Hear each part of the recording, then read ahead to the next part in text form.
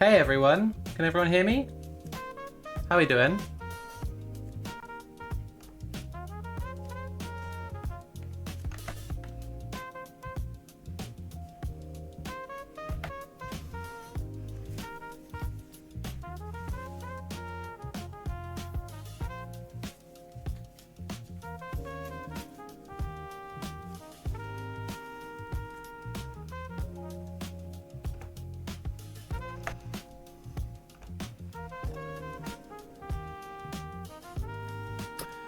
Who's ready to do a stream?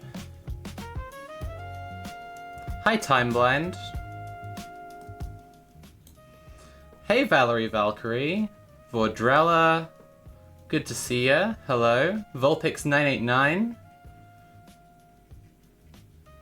Prince Infidel, Middle-earth Marxist. Hello, hello, hello. Welcome to the stream.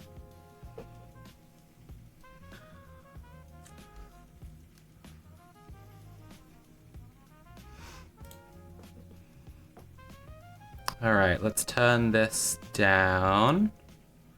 There it goes. Okay. Hey everyone, I'm streaming again on my own. I've been back on Red Planet for a while, but now I'm streaming on my own again. It's been a while. How's everybody doing? It's really lovely to see so many people show up. The plan for the stream today is like general life updates, and then we're going to do some liberal slop, and then we're going to talk about some posts that drove me insane. And then if there's time after that, I'm gonna watch some, and I know, okay, everyone, like, hold on to your seats, because this is very exciting. But after that, if there's time, I'm gonna watch some of the FBI Senate Oversight Committee hearing. Whoa, it's 4 hours long! It's just Kash Patel answering questions. It's, I'm fascinated by it, and I hope anyone else will find, like, any interest in it. Because I think there's some really interesting stuff going on there, but it might be just the driest shit anyone's ever seen. Timeblind says, doing shit, but so glad to be back. We've missed you. That's really sweet of you. Vulpix989 says, long time VOD viewer here. Didn't want to become scum, brackets chat, but didn't want to miss Sophie's stream return. I forgot. I never forget. I know that chat is scum. No, in the time I've not been streaming, I have thought a little bit about how much I love VOD viewers and how thoughtful their comments always are, and to have a VOD viewer here today truly is like a blessing. That the stream will go super well. Right, look, I want to do some life updates. I want to explain why I haven't streamed in the last couple of years, where I've been, what's been going on with me. Some of it's going to be super heavy. Some of it is good. There's been some positive life updates. Otherwise, I'd probably be dead, right? If it was just all negative for 2 years, that would suck. Okay, it's going to be a bit heavy. So about 2 years ago, I hurt some people. I was doing extreme kink with several people I was dating at the time, and I hurt them. I did badly at it, and I was irresponsible, and it caused harm. I'm not going to go into details of what happened because, like, it's against terms of service, and it also just would be incredibly disrespectful, I think, to people's privacy. But the long and the short of it is, they were looking to me to be a safe person, and at that time, I was not a safe person. I wasn't experienced. I was naive. I was arrogant. I was very, very, very mentally unwell. Like, I mean, very, like, I thought I was in a video game style simulation. I looked at stuff and saw, like, 3D rendered objects with textures mapped on them. I was really not okay. And I shouldn't have been doing any of that stuff like that. But there were also interpersonal things. Like, I really couldn't see how much people were trying to impress me. And, like, I know they couldn't see how much I was trying to impress them. At the end of the day, I hurt people that I care about a lot, and it sucked. And I really regret it. And I want to, like, say that separately to anything else I say, just as distinct as possible. I just feel shit and awful and regretful about that. So then, several people who were involved at that time, without talking to me at all, inferred that I had malicious intent, like I wanted to hurt people. They wrote a call-out post about me, and my life completely exploded. It was really horrible. On top of this, like, there were other people who definitely, like, fueled this and joined in who just said stuff that wasn't true, and it really like feels horrible to say that at all, even because it just feels gross, but it is just the truth that people have said some things that just aren't true. But basically the whole community stopped speaking to me at once, and also publicly labeled me a danger. And I do understand like people taking radical measures when harm has happened to like protect themselves from someone, but yeah, you know, I understand the emotions at play in it, but yeah. So what happened was almost all of my colleagues and friends stopped speaking to me immediately. My income collapsed. I had to do full service sex work in order to basically survive. In order to keep my home. This is the house I've lived in the longest of anywhere I've ever lived, and I don't think I would have made it if I hadn't been able to stay here. I got death threats from people I'd been in community with. There's a whole like Kiwi Farms harassment campaign towards me, which at times speaks identically to people who knew me in real life, which is really horrible. And I now can't get any jobs that would require a social media check, right? Because the call-out used my full name. I almost killed myself quite a lot of times. It was really, really bad. And it was a long recovery from there. But my number one priority in it was always to make sure I wouldn't hurt anyone again. Yeah. I don't know if there'll ever be any kind of resolution, people involved. That would be good. I would like that, but people just stopped speaking to me, so I don't know. I guess I remain open to speaking privately with anyone who was involved, as I have the whole time, but I don't know if it'll ever happen. Yeah. For the record, just like if people see people talking about me, there are people saying things about me, like very like violent and horrible, untrue things about me, and I don't agree with what they're saying. And I think that a lot of what a lot of people are saying is driven primarily by a desire to see trans women as predatory, and it's really horrible. Yeah, like the internet's really dumb about this stuff, right? Like I saw an Instagram reel the other day actually from a guy who just got out of prison, and he'd been talking about being in prison, and loads of people who were commenting on his stuff saying like, and then his reel was about the comments. He was like, I got these comments that were like, oh, I'm sorry that happened to you, but I hope you've reformed or whatever. And he was just like, who the fuck do these people, like, people on the internet talk like everyone is a saint except people who do bad stuff. Like, people on the internet are very bizarre around, like, harm. I believe that everyone can cause harm, and everyone probably does cause harm to someone at some point in their life. Yeah. Anyway, look, I'm okay to talk about any of that stuff, but I will respect people's privacy, and I also will just ban anyone who's just insulting me. Yeah. And also, again, like, if you know me, you can chat to me by WhatsApp. You have my number. So, yeah, that's about it. Other life updates. The next one was also sad, unfortunately. Nat and I broke up. It wouldn't be fair to say it was because of the call-out post and the stuff going on around that, but it was a very stressful time, and we had just, like, our own issues that we needed to work through, and we got, it wasn't a good time to be able to move through any of that stuff. So she moved home with her parents. We are still best friends and talk every day and, like, hang out as often as possible, call every weekend. Yeah, I love it to bits. I was very sad about that for a long time, obviously. Other life updates. After a break from seeing anyone for a while, I started dating Abby, who I love very, very much, and I've been with her over a year now, and we might move into a new place together sometime soon, maybe. And also, she came with me to the ZAD, because me, her, and Mule went to the ZAD again to film more for the ZAD documentary, which is still ongoing, and hopefully is going to be out by the end of the year. Mule and I are picking away at the editing for that, albeit a little bit slowly so far. Scorchiflora says, I remember finding it very meaningful to have heard you speak outside the BBC in 2021-ish. I've been watching you before I transitioned. Our transitions end up coinciding, so it's very significant in the moment. The fallout of the call-out was insane. Causing harm is bad, obviously, but people are so desperate to find one of us who they can abuse under an ethical pretense. It is truly absurd. I ultimately, like people who've been harmed, we socially agree that they lead what happens, and what they decided was to do that. And so, it is what it is. I don't know if people have seen the TikTok of the guy saying it is what it is, but it's very funny to me, and it's like stuck in my head permanently. What else has been going on?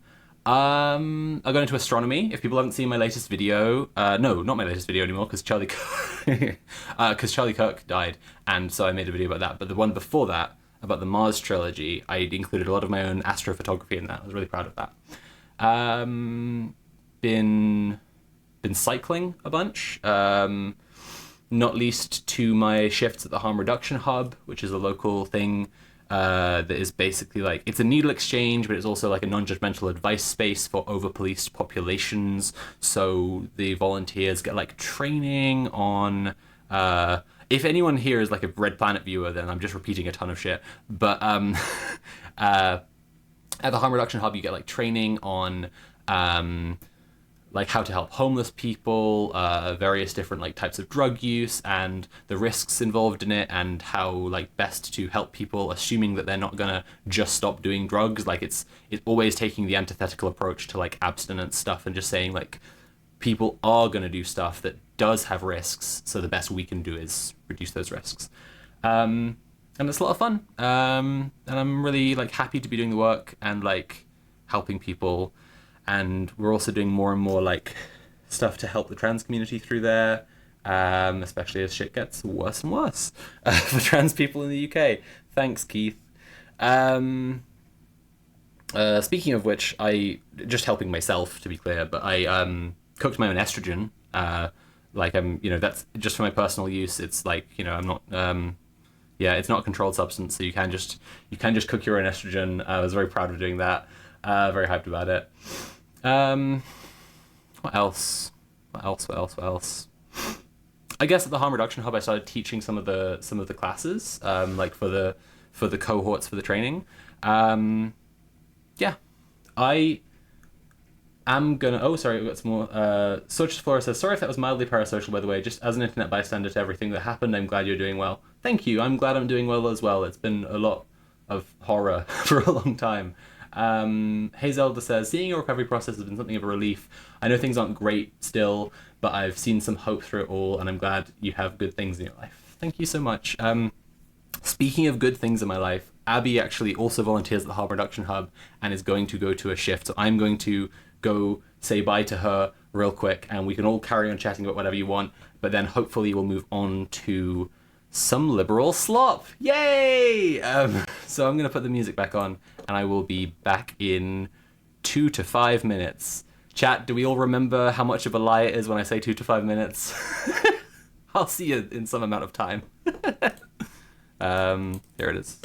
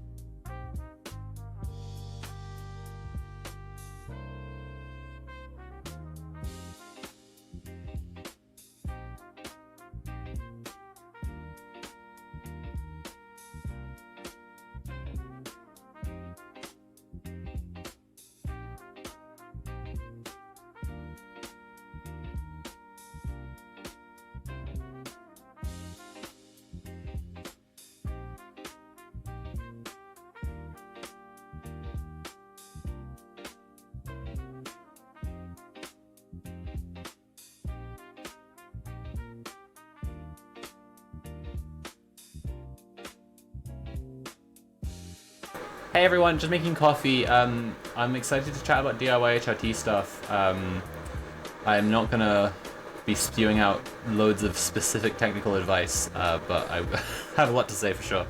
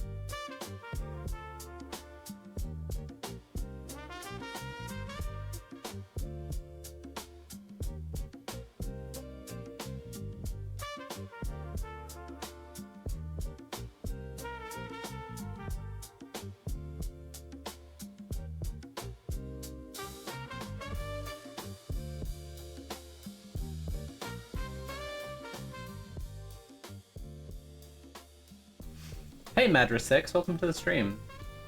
Right, I've got my coffee now. Oh, the other thing is I'm gonna be really slow getting used to Streamlabs again. And I would love to make apologies for that, but I simply cannot. Because I'll just be doing it every second of the stream. I think the whole of this first stream, I'm gonna be real funky with it. We'll see.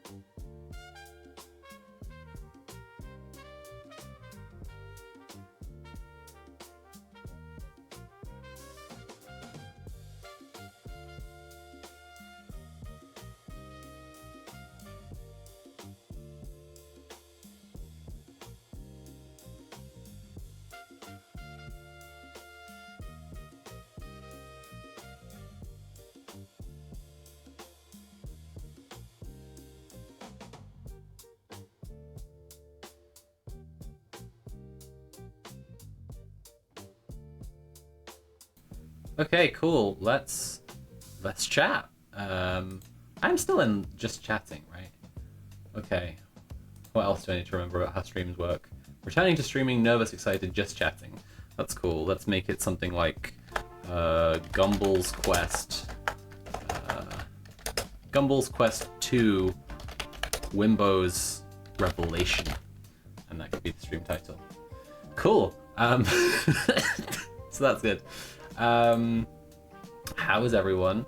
Thank you for following. Charlie's rad. Hey, Zelda had to run off. Sad to see you go. Million Peaches followed. Yeah, injectable estrogen is fantastic, and it's really criminal that the NHS doesn't offer it, but the UK government's doing so many other criminal things to trans people. It barely registers, right? Like, even within just like healthcare, like so many other countries recognize that progesterone is useful, and so many trans women just take progesterone because we know it's useful and that it does like affect your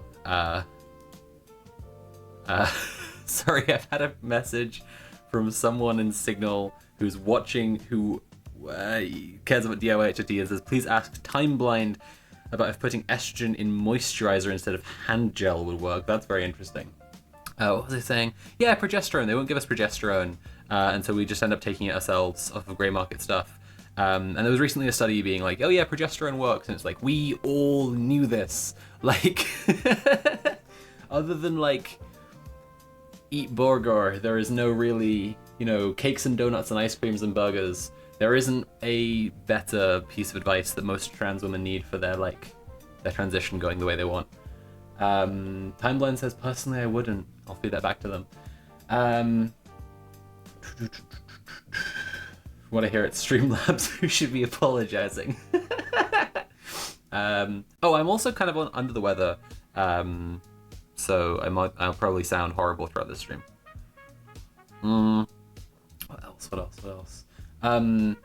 Someone said, I think it was Timeblind. Someone here has a background in biochem. I think the kind of, there's an ad break coming up. Fuck, it tells you that 3 minutes out. That's crazy. All right, I'm gonna snooze it. Ads are I can snooze ads entirely. That's good. I hope fucking whatever.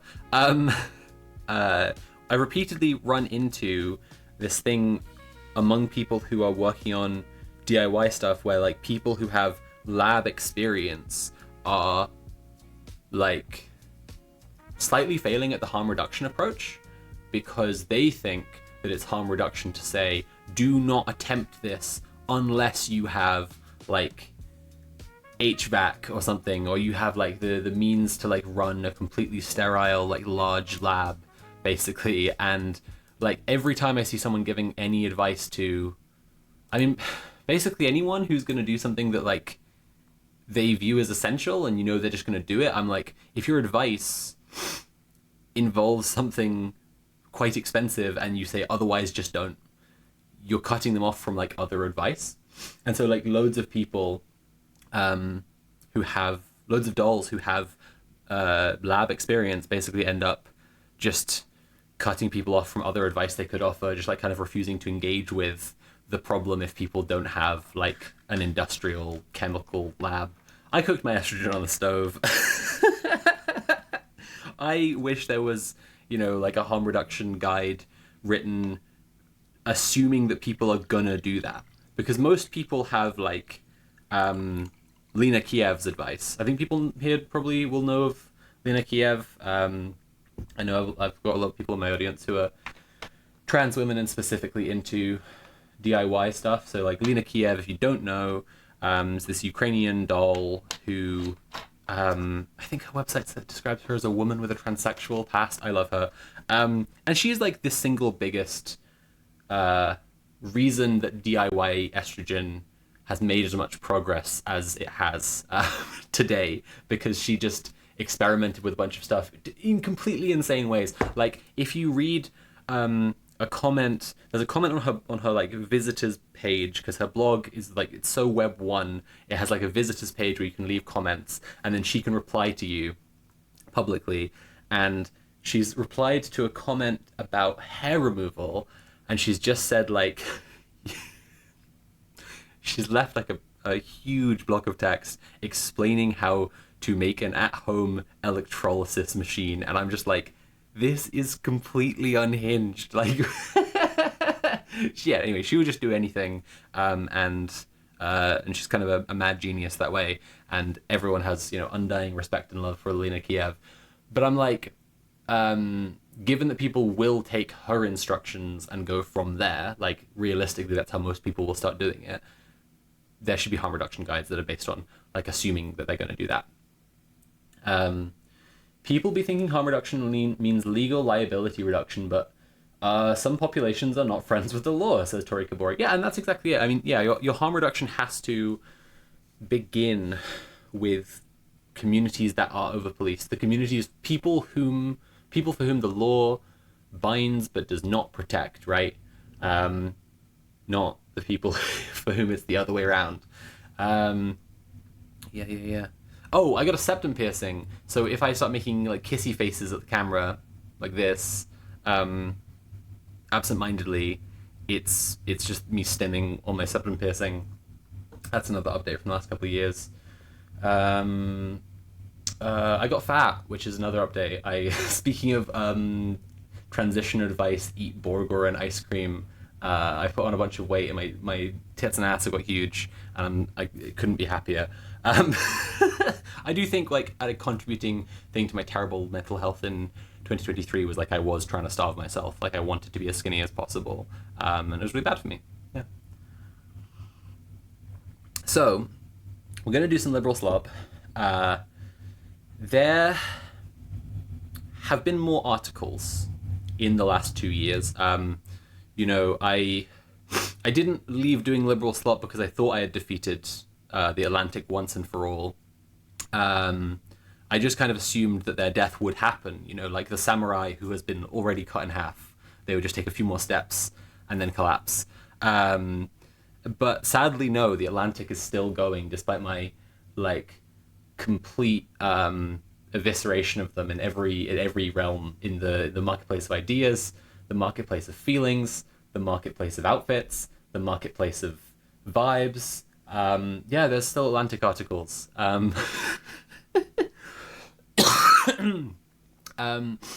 Something that's kept me up at night the last couple years, except for all the other things in my life, I've been thinking about this one article, and I think it got some people's attention. I remember the VOD viewers being crazy about it. I remember the chatters being crazy about it, even though they're hogs. They could detect like a gem when they saw it. They sniffed it out, they snuffled out the gem, the truffle of this article. Yeah, it was just ridiculous. And I actually got around to I was gonna write a video about it, or rather I was gonna release a video about it. I had filmed it. It's like my last unedited video before I went on like work hiatus, and it was about the foom scrolling. It was about Ross Anderson, who wrote the article "Welcome to the Age of Foom Scrolling." And I don't know if anyone here remembers this article, but honestly, it has come to me so often.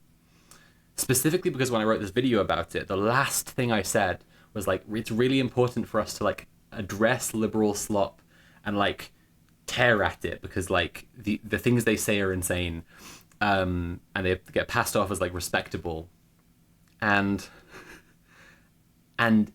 it's important now more than ever, and I said this in 2023, because I think as time goes on, we're just going to see liberal reality diverging from ours more and more. And if there's one thing that describes the trajectory of liberal slop over the last 2 years, while I've been away from the liberal slop, holy shit, have these guys completely lost touch with reality. We will be looking at Ezra Klein's Charlie Kirk was practicing politics the right way today. I want to just refresh people's memories about the age of foom scrolling, because I think it's a great place to get people started if they don't, to get us warmed up on the liberal slop. I've been scrolling the foom in my mind for a damn long time. Absolutely. So the gist of this article is that Ross Anderson, he saw the fake hype around a potential room temperature superconductor. Sorry, and it was just this bizarre bit of like tech news misinfo, that like there'd been a study, and then the news of the study had blown up. There might be a room temperature superconductor. This would be huge news for physics, huge news for the tech industry, for the manufacturing of tech gizmos and gadgets and so on. And if it had been serious, the news around it would have been different, you know? Like, not different in the sense that it was going to say different stuff, because it was all saying, oh, this is really exciting. But, like, there would be big meetings about it. Like, I don't know, like Zuck would probably make an announcement or something, if it was real.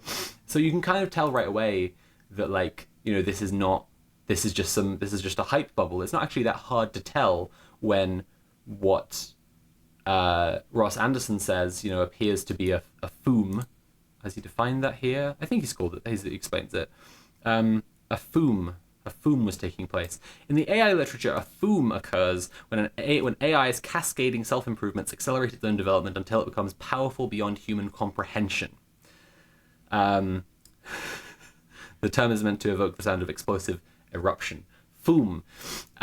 So the neat thing about this particular supposed foom, it was being experienced in real time, at least by those who are sufficiently online. And I love that line so much. Like, I really, really love that line so much, because just, like, it's quite telling. It's quite telling, like, yeah, just this image, which I think he paints the image himself, like, at the beginning of the article, of himself, like, double-necked in bed, like, double-chinned, staring down at his phone, seeing exciting posts. Spaceman Sedor 10. Have I said that okay? We'll find out. It's the same self-aggrandizement they always sell. Absolutely. Yeah, 100%. Yeah, it's here at the start of it. So I remember the first time I saw the floaty rock. It was the middle of the night, and I was facing the insomniac's dilemma, to reach for the phone or not. I reached and opened Twitter. This was 2 weeks ago. The new name hadn't sunk in. It's wonderful how that perfectly dates the article. On the theory that a scroll through my feed might achieve some hypnotic effect, creating an opening for sleep to take hold.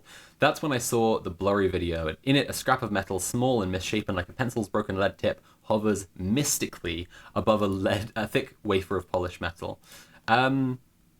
Just a delightful image. Just him struck in awe of the foom.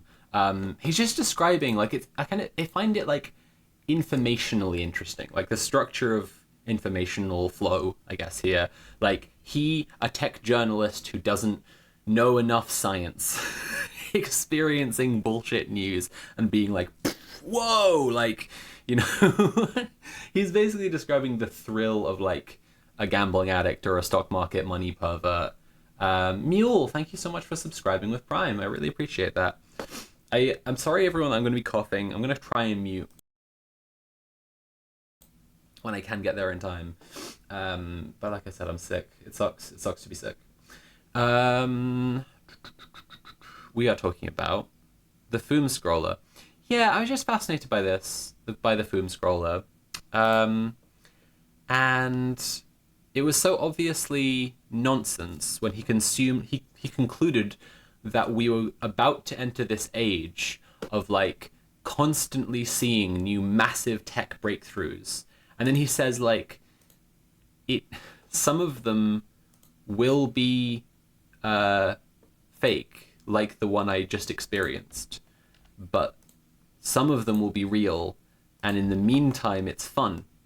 And that's basically the argument of the article. Like, if you're just an idiot baby, then it can be fun to just have, like, these keys jangled in front of your face constantly.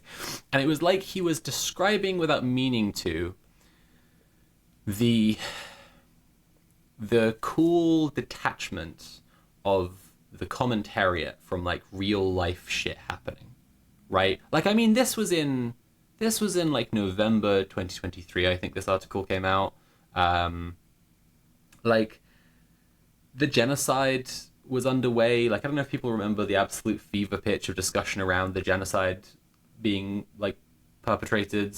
Was, oh my goodness, so someone, Tori Kabori gifted a bunch of subs. Thank you so much, Tori Kabori, for gifting subs to Volpix989, Zyros, Orand J, Timonic, Delicate Friend, and Bear Cow. I really appreciate that. That's really lovely. What was I talking about? Yeah, like, I don't know if people remember the absolute, like, fever pitch of, like, how, there was a genocide beginning. Now it's been, like, 2 years of the genocide, and too many people have, like, stopped acting against it. But also there's been, great progress, all eyes on the flotilla at the moment. Yeah, we'll see. Israel is, looks to be about to fucking collapse. I just saw a headline earlier that said that the U.S. economy is entirely just propped up by the AI bubble right now. So that's good news. The shit cannot hold. But anyway, he put that out then, and it just felt like he was describing, to finally get to my point. God, I take a long time to get to my point. Fucking hell. He was just describing retreating from the world into posts, and what kind of posts please you and make you as satisfied and like content and docile as possible, right? He's just like, we'll just keep on seeing wonderful developments in science and technology. Yeah, and it was just like, how do you not see what you're describing right now? And I think that, yeah, when we get to the Charlie Kirk, Ezra Klein article, that will lead us to some, that we should all bear that in mind. But in the meantime, can I remember what it's called? Grim Ironies? Did he really call it Grim Ironies? Disgusting. Only a few... Yeah, not much longer at all. Not much later at all. Only a few weeks after the Foom Scroller article. My bud, my guy, the brain genius himself, Ross Anderson, followed up the Foom Scroller article with one that I think had to be quickly edited by the... Like, I think the title got changed. I can't remember what it's got changed from anymore. But he put out this. The Grim Ironies of Climate Change. Now, look, I don't know. People may or may not remember how much and how often I've pointed out that when you look at liberal slop, eugenics is just at the core of it. Like, you barely have to dig in at all to just find eugenics. Like, it's just this statesman Minecraft. What the fuck? Mindset. I was thinking of statecraft. Now I invented like an amazing thing for when they get Neuralink to make Minecraft work. They can call it Minecraft. There you go. But because they take on this mindset where they're trying to like imagine what it would be like to be millionaires and billionaires and politicians, and also like, I don't know. It's like the temporarily embarrassed president. That's what I call these guys, right? They just think that they're going to be president eventually, so they should consider everything from that perspective. And from there, you can decide like who gets to live and who gets to die, right? It's eugenic. And in this article, fucking hell. In this article, Ross Anderson talks about deforestation and war, which he says have a complicated relationship. Okay. The Belgian Empire invaded the Congo rainforest during the late 19th century and swiftly established itself as the cruelest imperial force in Africa. The Congo is the world's second largest rainforest behind the Amazon, and King Leopold II treated it like a personal loot box. Yeah. Although, loot box? But anyway, to strip away and sell its resources, he enslaved the indigenous population, destroying much of the region's pre-existing culture and politics from the family unit on upward. The penalty for failing to meet his rubber quotas was amputation. Millions died during his extractive reign, and ever since, his rainforest has rarely known peace. It's an interesting one. To a certain cast of mind, the rainforests that straddle Earth's equatorial zone constitute the apex of all creation. Every day, 12 hours of sunlight strikes their canopies and beams down through cracks to ferns on the forest floor. This daily dose of sun also burns off mist from equatorial oceans and rivers, raising a belt of clouds from the planet's midsection. The droplets that fall from it put the rain in rainforest. The droplets that fall from it put the rain in rainforest. Oh, the droplets that fall from it put the rain in rainforest. That's like... Sometimes to be in the presence of a real writer, you know, is just humbling. Yeah. That's just... I'm going to think about that one for a long time. Together, these twin supplies of solar energy and water fuel the year-round growth of... I'm not going to read this guy explaining what a rainforest is. Rainforests are great, blah, blah, blah. We should save the rainforest. I guess that's what he's getting at here. For more than 50 years now, satellites have whirled around the Earth many times a day monitoring the health and extent of tropical rainforests. Almost all of the largest forests in the Amazon basin, mainland Southeast Asia, and the islands in and around Indonesia have lost very significant portions of their tree cover. In the Amazon alone, enormous stretches have been burned down and replaced with industrial-scale fields of corn and soy since 1985. Their yields feed the tens of billions of chickens, pigs, and cows in factory farms, which perversely mirror the rainforest in density of their biomass production. That is actually pretty perverse. So Goosebumps, welcome to the chat, says, you just know he was so proud of writing that line. Like, yeah, absolutely. Volpix989 says, me, an intelligent person hearing about doom scrolling. Ah, so clearly I just need to consume hopeful posts. What? Log off. Don't be silly. Ross Anderson has a very powerful brain, which is capable of directing him to heights that others can only dream of. Where are we up to? The Congo has been a notable exception to this extreme deforesting trend, but that's partly because the rainforest has played host to one of the bloodiest sustained conflicts since the Second World War. Ah. And now we get to the real crux of the article.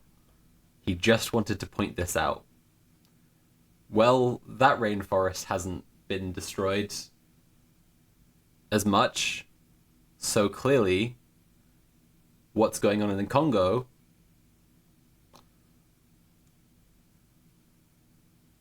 I'll just leave the rest of the sentence up to you to make it, I guess. It's up to you. Or maybe he'll say. Let's find out. In 1960, the colonial Belgians were ousted from power in the Congo, and in the decades since, the rainforest has been subject to nearly every variety of political instability. That the region's national borders were drawn by and for imperial powers has made tensions worse.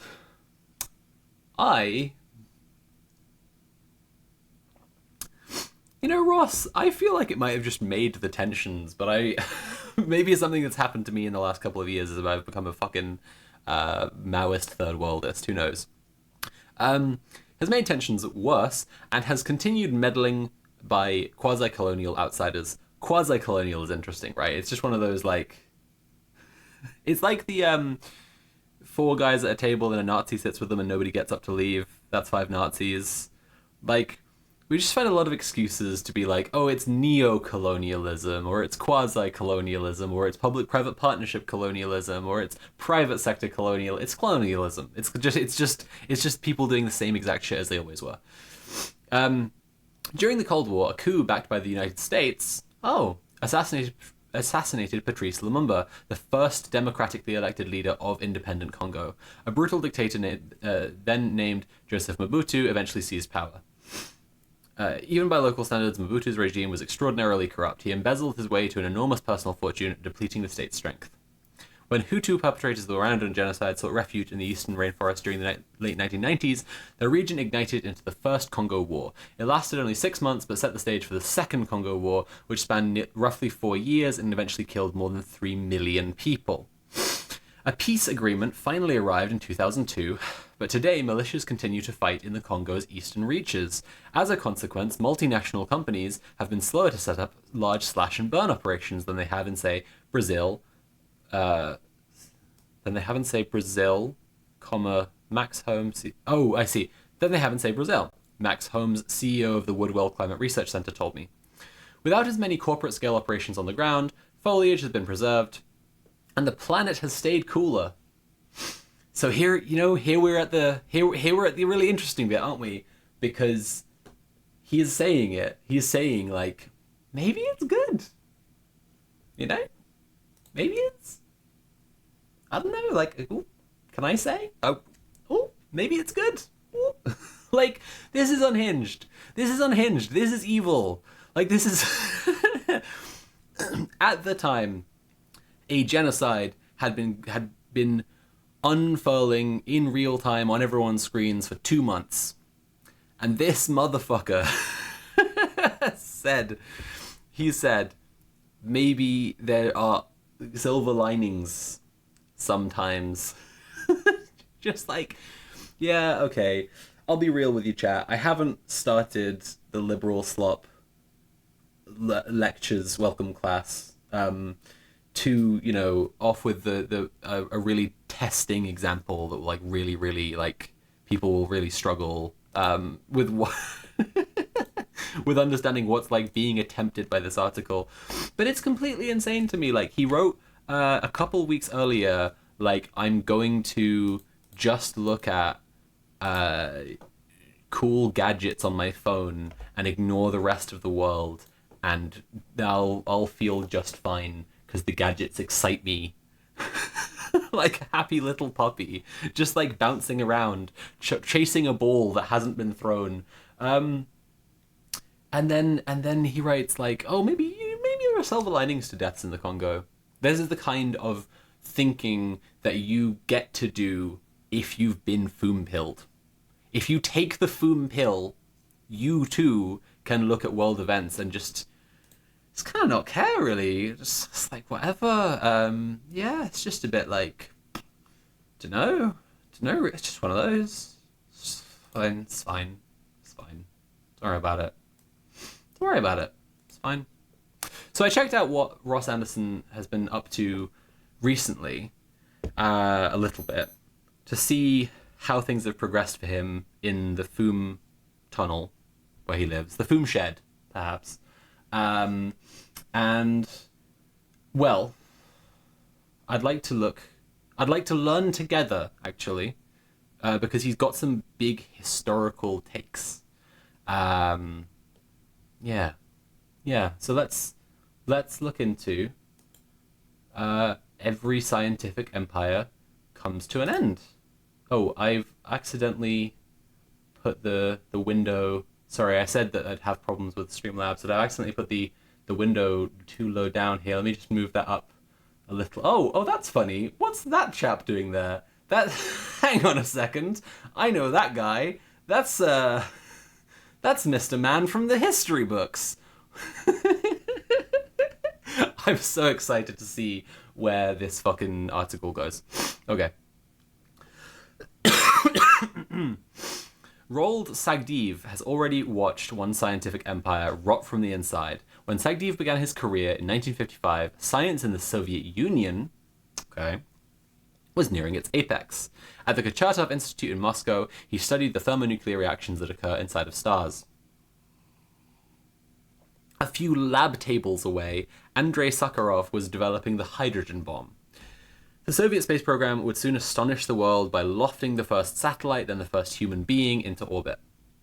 Sagdiv can still remember the screaming crowds that greeted returning cosmonauts in Red Square.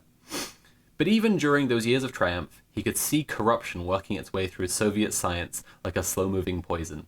This is one of those times where I would really love if there was as thorough citations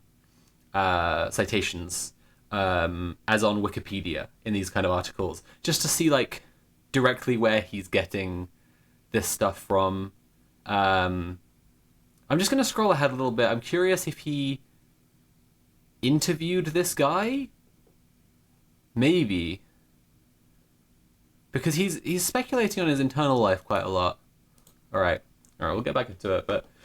Oh no, it's Alex Jones. Oh shit, he looks like Alex Jones, kinda. You mean the guys in the image? Which one looks like Alex Jones? I'm so confused by this, chat. You mean Adolf Hitler? No, Sophie, have you not seen Alex's new style? Oh, crikey. Real Alex Jones. I need to include real Alex Jones, otherwise.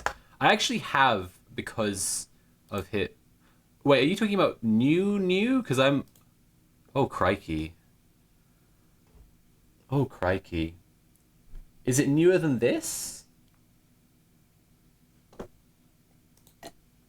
Is this today? Am I missing an update from, like, today? No. No. No way. You cannot be serious. What has he done? Why have you done this, Alex? Oh my god, I'm officially joining the Democratic Party. He's such a fucking loser. What the fuck?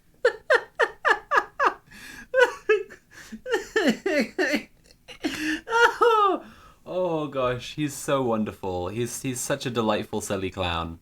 Yeah, I knew he was doing this because he was in I had to download some InfoWars stuff for my Charlie Kirk video. Which, like, funny story, I I went to like see if I could like right click download the episode of InfoWars I needed, like the one right after Charlie Kirk died, like the next day. No option to do it, so I went to like inspect the page to see if it was like a source that I could easily like pull it out of, and I couldn't. So I went to look for like a YouTube ripper tool, but like for websites generically. I went back to it and I inspected the page again, and then I scrolled down slightly, and there's just a huge download button.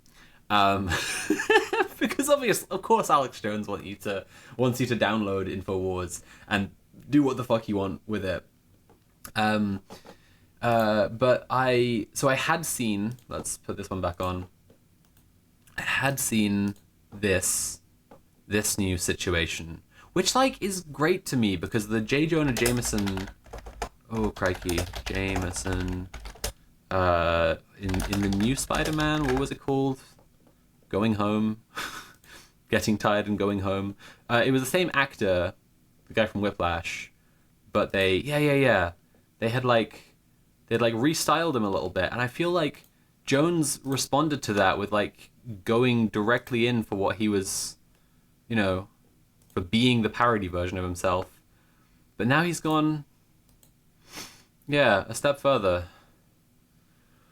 Fucking hell. He was literally talking a lot about anti-Semitic conspiracy on his first stream with that Tash yesterday. He was on stream with that. Oh God. The problem when you like show me this kind of stuff is that if I'm on a stream is that I'm gonna want so badly to go and watch him with the Hitler Tash right away, but you can't on Twitch, can you? Because that would be streaming his stuff. Fucking hell. And anyway, I have a plan for the stream. Do you think he still has it? Well, I thought it was just gonna be this. When I saw this, I was like, it must just be for this. And then he's like shaved it off immediately, and then he's just clean shaven for his streams. But apparently, I think he goes about his day doing whatever. Fucking, where does he live? Texas? Yeah. You know what? Maybe he does. Maybe he does go about his day looking like this, and he does just fine. Crikey. Echo Baz, hello. Echo Baz says, Sophie, I haven't seen you stream in forever. I've missed you. Thank you. That's really sweet. If you are just joining now at the start of the stream, and it'll be at the start of the VOD, I explained where I've been for the last couple of years and like life update stuff. So catch the VOD if you want to see that stuff. Right. We are on Alex Jones for some reason. Oh, because... Hang on a second. So what happened was I showed that Hitler is in here, and then someone said he looks like Alex Jones, kinda. Nice, sharp. I like it. The wild thing is he does actually resemble Hitler to a weird degree. You know what? I think that picture, he's especially doing a particular, like, Adolf Hitler. Someone who's just tuning in now to just me searching just Adolf Hitler is gonna be like, yeah, this is going so well. Sophie's return to streaming is going so well. What have we got? The stream title set to Gumball's Quest 2 Wimbo's Revelation, and I'm just Google image searching. I'm sorry, I'm DuckDuckGo searching Adolf Hitler. There was like a specific image I think he was trying to reference. Is it that one? Yeah, I think he's trying to look like... Sorry, this... The number of times I've seen stuff on Twitter that's just like white Europeans when you ask the... White Europeans who call themselves anti-racist when you ask them about Romani people. Whatever. Alright, cool. Fucking hell. It's a bit much. But yeah, I think facially, yeah, I kind of see it. I do see what people mean. Crikey. Maybe that's just what spewing intense hate for your living. You know, every day you wake up and you yell and you go to bed. Maybe that's what it just like shapes your face a little bit. This is my like physiognomy of being a evil fascist theory. This is my theory of fucking get the calipers out to measure people who yell too much. Too many Hitler particles. I think I told Mule about this on his stream, but I recently was doing a crossword, because in a similar way to the liberal slop, I find crosswords really fascinating. I did them as a kid. Like, it's a fun puzzle, but like over time, especially like as I was in the workforce and then was too mentally ill to work properly and then became very poor, I was like, this stuff is like training your mind in like middle class, like language and cultural signifiers and stuff in a really intense way, and it became a bit fascinating to me. But I was doing one the other day anyway, and it was something about like the cryptic crossword clue was something about like someone whose cross would drive this, and it was meant to be like hybrid car, and we got as far as it was an H car, H6 letters car. And it's just the idea hit me like the Hitler car, like when you are driving and you get too mad, like the maddest you've ever been, that's when you have to get out of your car and get into the Hitler car and just be the maddest you've ever been. Your car doesn't become the Hitler car because you're in it. You have to go get into the Hitler car, especially. We are trying to read Every Scientific Empire Comes to an End. Okay. Is this actually just going to be like an interview with this one guy? Maybe. We'll see. We'll see.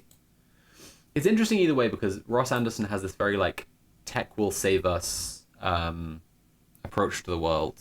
As we were just saying, is like quite diluted. Also, just having had a scroll through this, the whole first half of the article is actually about the USSR. So I'm just going to quickly scroll further ahead because I want to know if he ever actually talks about Nazis. Oh, there's Adolf Hitler. Okay, cool. Okay. The danger had been present from the USSR's founding. The Bolsheviks who took power in 1917 wanted scientists sent to Arctic labor camps. Vladimir Lenin intervened on their behalf. Well, he was the head of the Bolsheviks, so clearly some of the Bolsheviks didn't want that. When Joseph Stalin took power, yeah. R.I.P. Joseph Stalin, you would have loved yelling slurs at 13-year-olds on Call of Duty, Xbox Live Arcade. R.I.P. Joseph Stalin, you would have loved being a piece of shit. I think Stalin probably would be like a dude who is just altogether unpleasant, but... Banker with a W, thank you for following. I've seen you in Mule's stream. It's nice to have you here. Altogether unpleasant guy who learns therapy speak and like buys a copy of a bell hooks book that he never reads. Like massively. Bad dude. Anyway, Stalin took over. He funded some research generously, but insisted that it conformed to his ideology. True. True in some cases.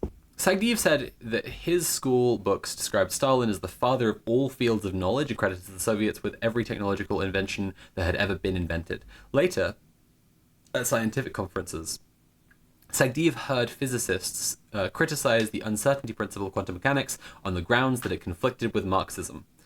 By 1973, when Sagdiyev was made director of the Soviet Space Research Institute, the nation's top center for space science, the Soviets had ceded leadership in orbit. The Soviets had ceded leadership in orbit. Oh, in orbit to NASA.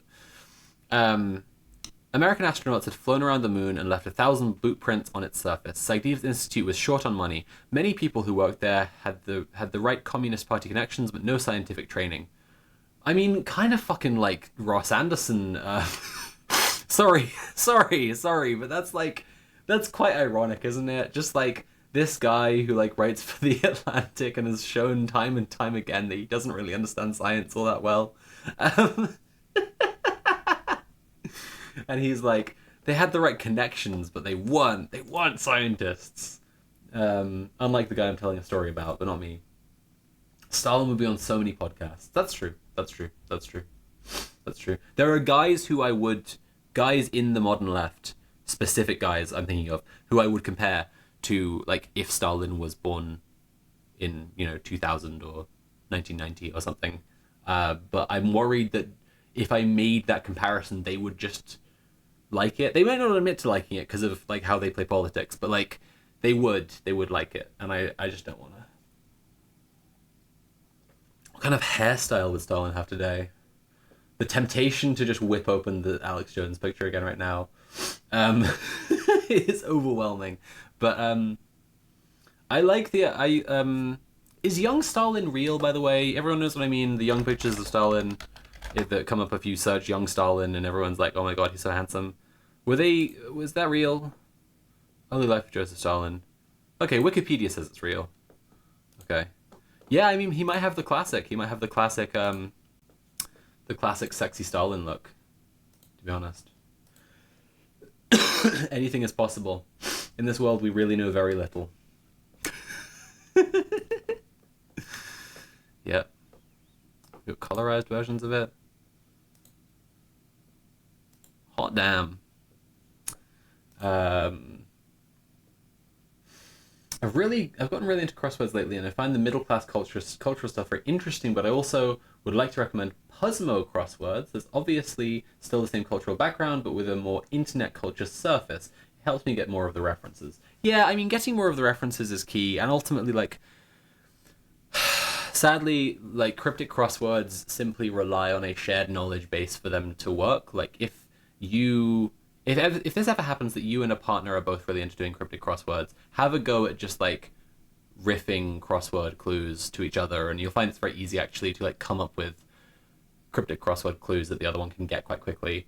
And like, it's just because you completely share a knowledge base, and I think that like most of the hold up that people experience actually doing them is that they don't know what the setter's like cultural base that they're drawing from is. Yeah, and unfortunately for most people who set cryptic crosswords, it's quite it's a somewhat elitist framework. I'm going to put the music back on and blow my nose, which is, I'm trying to be considerate here. Where is it? There it is. Okay, I'll be 1 sec.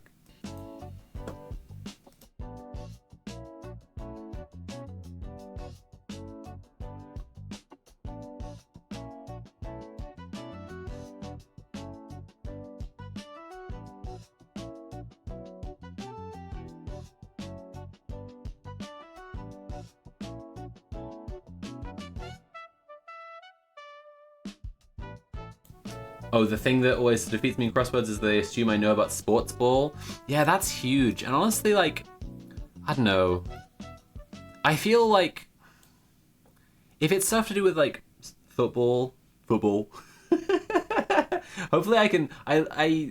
It's a peeve of mine when people say football and then clarify soccer because they have to, because like the internet is America and the whole world is America and the only people alive are Americans. It makes it a bit easier for me when someone will do a really bad American accent. They'll go football, and then they'll go, "Oh, sorry, soccer," or something. But I hope I want to just be able to go football, football, and everyone understands. What was I saying? Yeah, I don't know about football.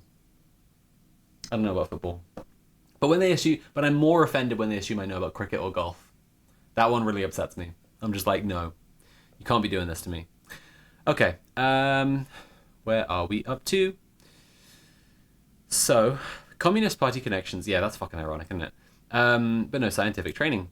And one of you just said, Audrey Stardust says, "Hello, we are so back." Hello, Audrey Stardust. We are back. I am here. Hello. I just want to check, by the way, that my commands are all still working. I don't want to be massively pushing the... Oh, shit. My chatbot commands aren't working. Okay, I'll have to set up Nightbot separately. And I'm not going to push super hard on like donations and subscriptions and stuff now. But I am excited there are like 50 people watching. That's quite nice. I hope none of you are like hate watchers.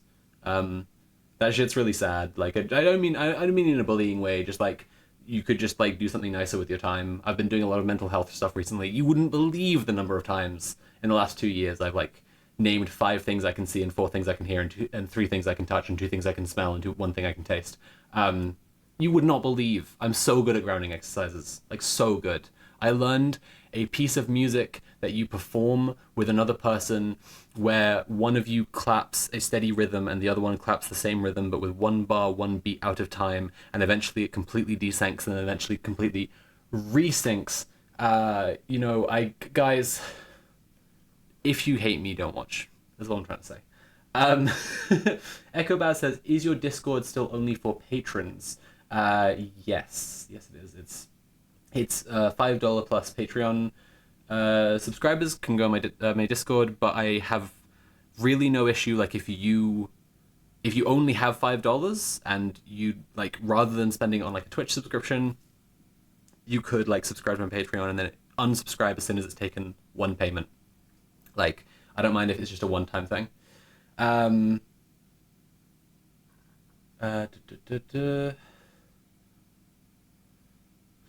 Timeblind said, "That shit changed my life like a week ago.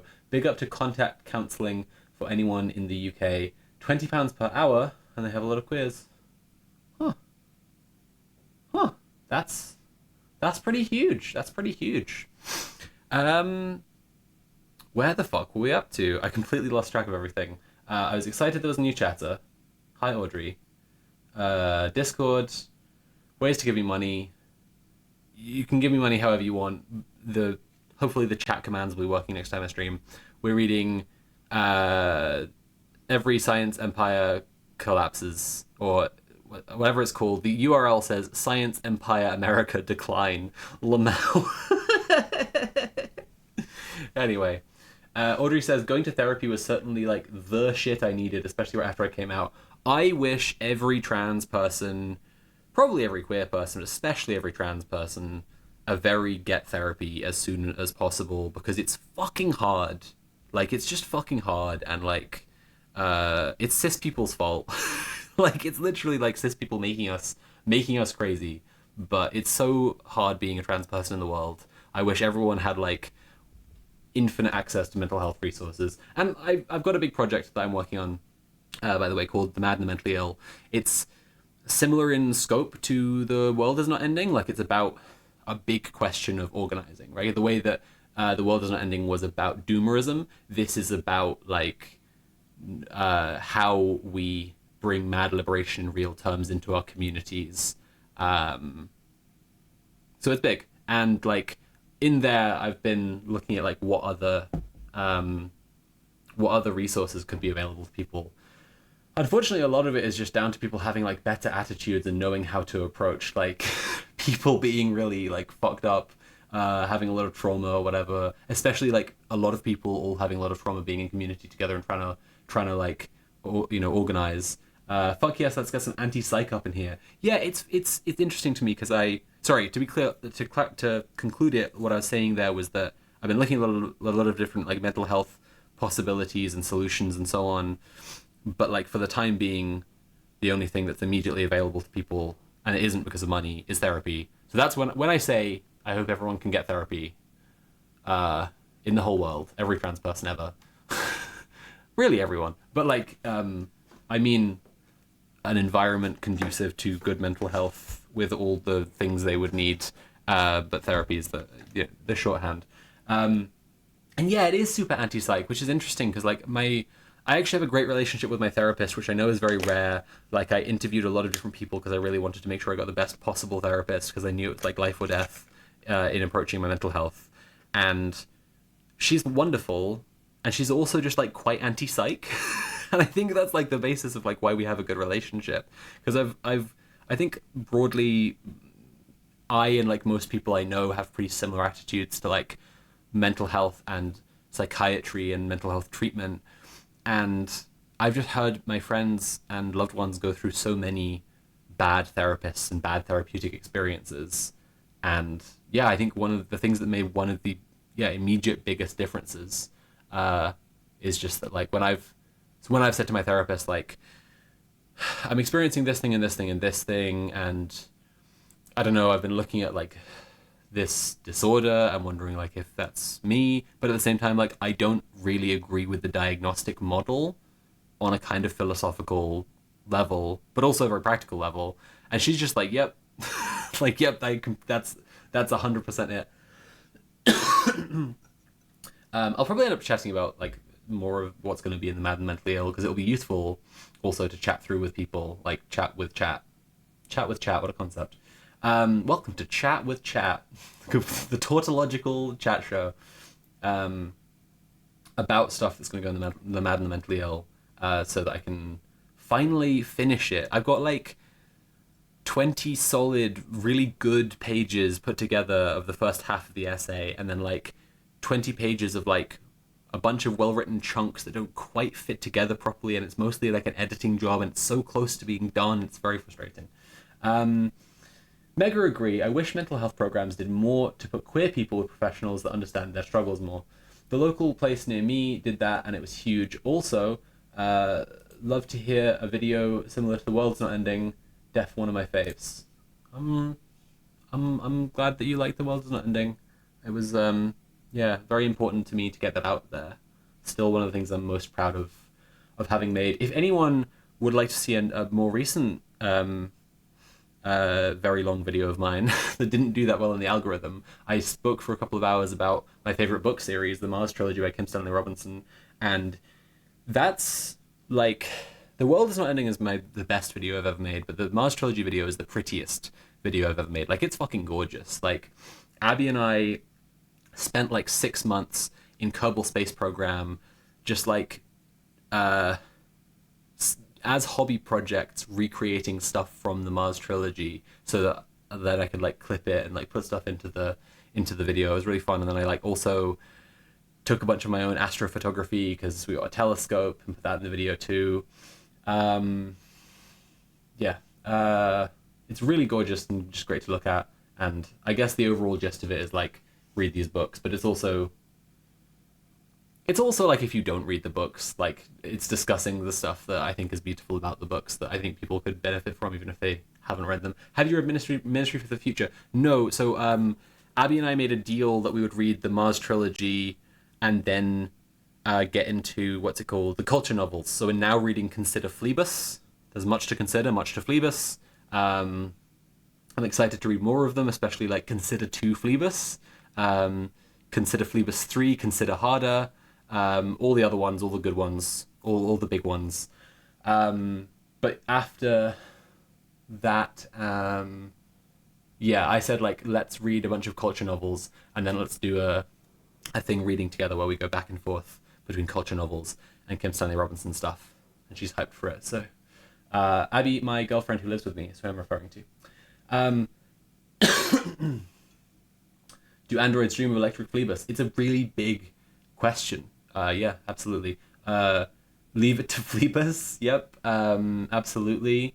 Oven grilled Phlebas with a lemon zest glaze. Also, chat, if you want to see the director's commentary of the Mars Trilogy video, that's available on my VOD channel. It says Mule. with some weird loser. Yeah, there was this fucking goblin, this beardy little goblin, kept bugging me when I was trying to comment on my video, and when I was trying to react stream to my own video. Um, Mule and I had a great time hanging out watching my video, and you should check it out on his VOD channel. If you like the video so much you want to watch it all over again, but with my thoughts about making it at intervals throughout. Timeblind says, just want to say I'm so fucking happy a lot of chat has been sharing important shit that helps. So fucking back. Yeah, look, like, I want stuff I do online to be a space where people can share, I don't know, share the premise that life is fucking hard and people aren't perfect, I guess. Like, putting in effort to be the best person you can every day is how you be the best person you can. And if it's not all that hard and you don't really encounter any challenges in doing that, that's just luck. That's just being, like, you know, one kind of lucky, I guess. That can often be tied to other kinds of lucky, to be honest. But for most people, you know, we gotta do what we can. And it's important, I think, I think I put on Tumblr recently. Oh, life update. I'm way more in Tumblr now. I put on Tumblr recently, like, follow me if you've had a hard life and you've sometimes been shit to people and you're doing your best. Yeah. There was something in chat I really wanted to... It was to do with the mental health stuff. Being told that BPD is essentially nonsense and speaking about the actual ways that trauma changes us has been game-changing for me. My therapist is very psych-skeptical, which is sick. So if anyone here has BPD or is otherwise diagnosed with a cluster B personality disorder, which I know in my audience, which is quite full of trans women, so unlikely, right? The hack to, like, fucking get into good anti-psych discourse, I think, with people, perhaps even your therapist, around BPD is just like, is this, right? So BPD is treated with dialectical behavioral therapy primarily, a therapeutic system designed by and for people with BPD. And they look at how an environment of traumatic invalidation is what produces cluster B personality disorders in the core text. Traumatic invalidation is being told you can't or shouldn't be the way that you are consistently and repeatedly for a long time, right? So, for example, this is why, like, we see a lot of comorbidity of cluster B personality disorders and autism, right? We have a society that doesn't want autistic people to be autistic and then traumatically invalidates them on a constant everyday basis, and then they act like how people who are being, like, bombarded and harassed and gaslit act, i.e. a cluster B personality disorder. And but if you think about, like, an environment of traumatic invalidation, that's psychologically just like what every marginalized person is experiencing in the world all the fucking time. And, like, this absolutely points towards, like, why it's seen as, like, a women's disorder, like a women's mental illness. So point this out to people and you might start getting somewhere in terms of, like, the connection between the diagnostic model and just, like, systemic structural power issues in the world. Timeblind says, also how schizotypal personality disorder progresses to schizophrenia, people around you ignoring your concerns and needs. Yes, yeah, this is a huge one that I'll talk about in the essay for sure. I'm aware we're so off the stream plan at this point, and that's okay. If we don't do more libslop right now, I'm alright with just chatting. I will be getting to some posts that bugged me soon, though. Yeah, something I say in the essay, like, the first whole section is basically time is a flat circle and we're just doing hysteria again. Real. What was I saying? Yay, posts. The first section of the essay, like, I'm really just getting people who might not have a lot of familiarity with, like, psychology, psychiatry, whatever, to understand the concept you can be mad and not mentally ill. Like, I point people towards the Hearing Voices Network, towards Eleanor Thingy, who did that great TED Talk about basically, like, she has schizophrenia and she hears voices And when she first told people about this, they all reacted like, "Oh my god, you hear voices! Like you must be some kind of bug alien." And and then like this made her mental health worse, and so it got worse and worse, and the voices were being antagonistic towards her and all this stuff. And on the other side of years of treatment and recovery, she's like, oh, the thing that works best is just like being friends with the voices in my head and not having people around me stigmatize me constantly. I also can't remember if it's schizotypal or schizoid personality disorder, but there's one that you read that's just like, you're just, in terms of symptoms, you're just describing autism, but it sounds like you're saying if this person starts then hallucinating or experiencing psychosis, you think they were schizophrenic the whole time. Even though psychosis is something literally all human beings can experience, like, we all know that like not sleeping for several days, right, would make you like hallucinate. You'll start hearing things that aren't there first, more likely, and then you'll start seeing things that aren't there. You'll have like disordered thoughts. You won't understand the world around you. Yeah, like yeah. Timeline says, now that I'm outside of abusive relationships, my hallucinations are mostly just fun little curiosities that make me better at art. Yeah, no, yeah, I have done a lot of work on loving the ways that I'm clearly very, very crazy the last couple of years, and it's good. And I've like, in terms of like mental wellness, despite like a bunch of horrible shit happening to me, and being like not accepted in most like queer spaces in my city, or like organizing spaces, I'm mentally like pretty fucking well, like maybe the wellest I've ever been. Yeah, like I know like just love yourself is very like people give that advice out already. It's a bit cliche, but like accepting the ways that you are nuts, because everyone is nuts in some ways. Yeah, it helps. It helps an unbelievable amount. I think this light is a bit too bright, and I'm gonna try and mess with it a little bit. I'm sorry if that's... This bit of the stream is just gonna be like me messing around with that. I'm gonna put the music back on for a sec. Cool.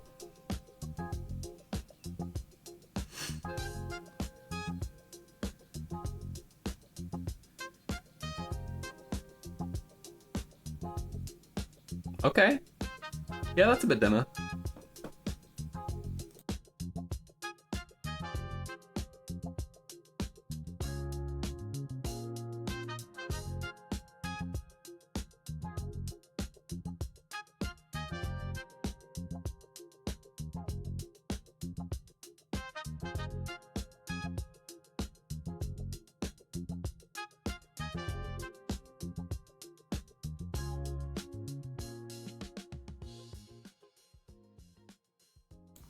Okay, cool. Yeah, I think it's I think that's better.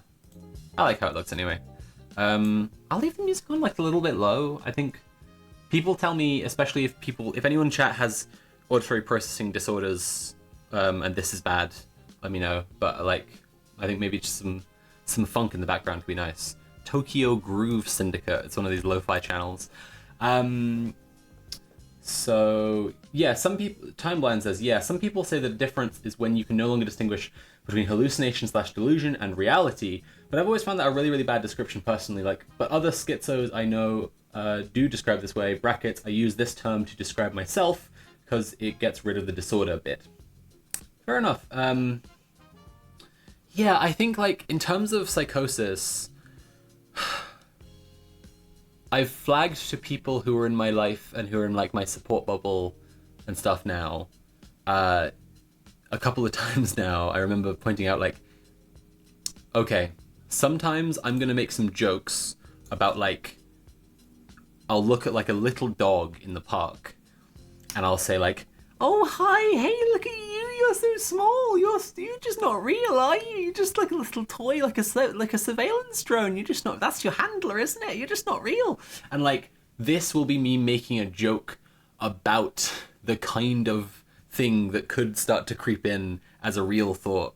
And then there'll be times when I'll be like telling someone quite straight-facedly like, I am I'm thinking this thing, I believe this is true, I think this thing is like listening to me or whatever, and I need you to validate, like, tell me what's real when that's happening.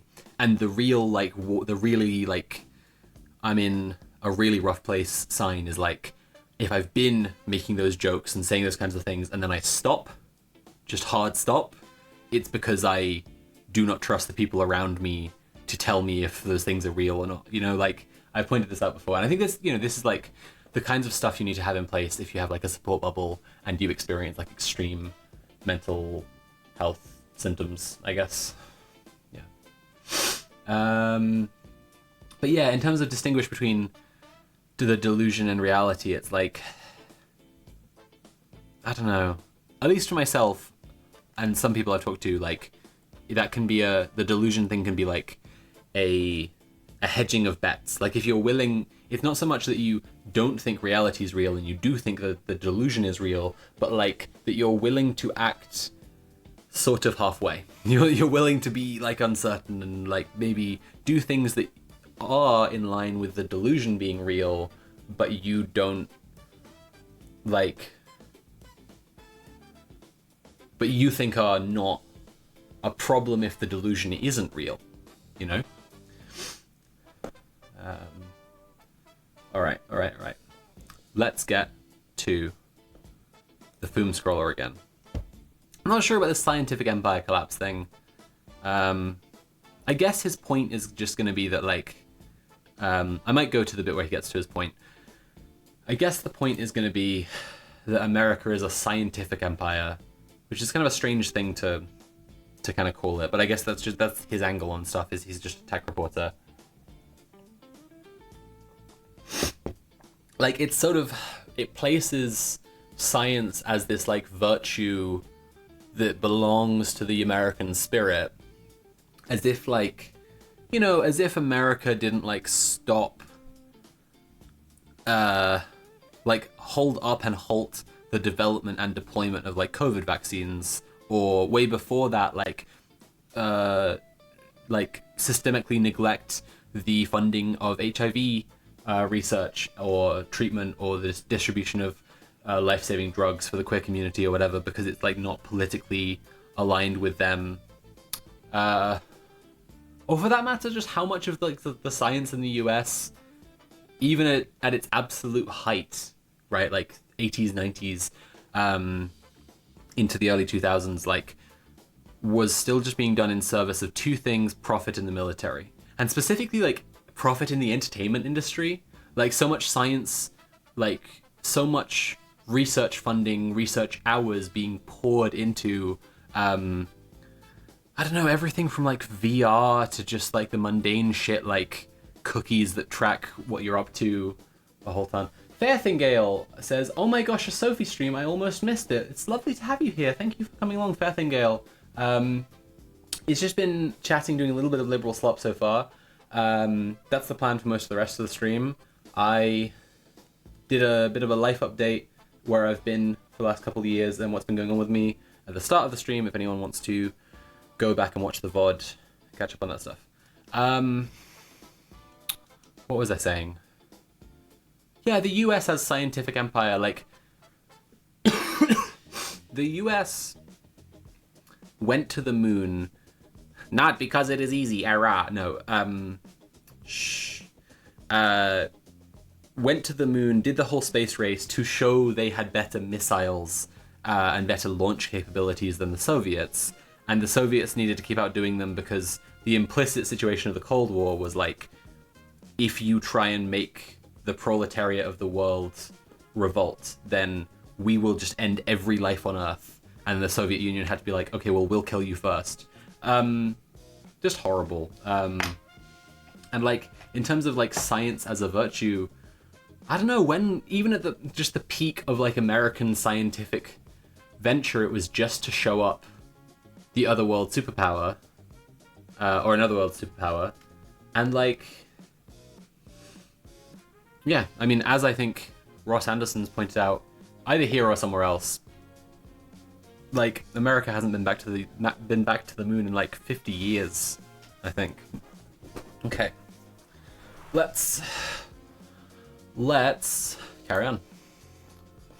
Actually, let's carry on maybe with this a little bit lower. There is an ad break incoming, apparently, everyone. Can I skip it? I didn't read the advice before about what happens if I hit snooze. Oh, I have 3 snoozes. This says snooze 2 out of 3. Okay, there's an ad break coming up. I'm going to be reading some of this now. Every scientific empire falls, but not at the same speed or for the same reasons. In ancient Sumer, a proto-scientific civilization bloomed in the great cities of Ur and Uruk. Sumerians invented wheels that carried the king's war chariots swiftly across the Mesopotamian plains. Their priest astronomers stood atop ziggurats watching the sky, but the Sumerians appear to have over-irrigated their farmland. A technical misstep, perhaps, and afterwards their weakened cities were invaded and the kingdom broke apart. That's... Look, I'm not going to pretend to know loads about Mesopotamia and ancient Sumer, but he's definitely like contorting history to fit this like scientific empire like narrative that like when an empire has any scientific achievements, it's because it's a scientific empire and they love science. What were we up to then? They could no longer operate at the scientific vanguard. Science in ancient Egypt and Greece followed a similar pattern. It thrived during good times and fell off in periods of plague, chaos, and impoverishment. But not every case of scientific decline is played out this same way. Some civilizations have willfully squandered their scientific advantage. Spanish science, for example, suffered grievously during the Inquisition. Scientists feared for their lives. They retreated from pursuits and associations that had a secular tinge and thought twice before corresponding with suspected heretics. Okay. The exchange of ideas slowed in Spain, and its research excellence declined relative to the rest of Europe. In the 17th century, the Spanish made almost no contribution to the ongoing scientific revolution. The Soviets sabotaged their own success in biomedicine. In the 1920s, the USSR had one of the most advanced genetics programs in the world, but that was before Stalin empowered Lysenko, political appointee who didn't believe in Mendelian inheritance. I'm gonna mute again real quick.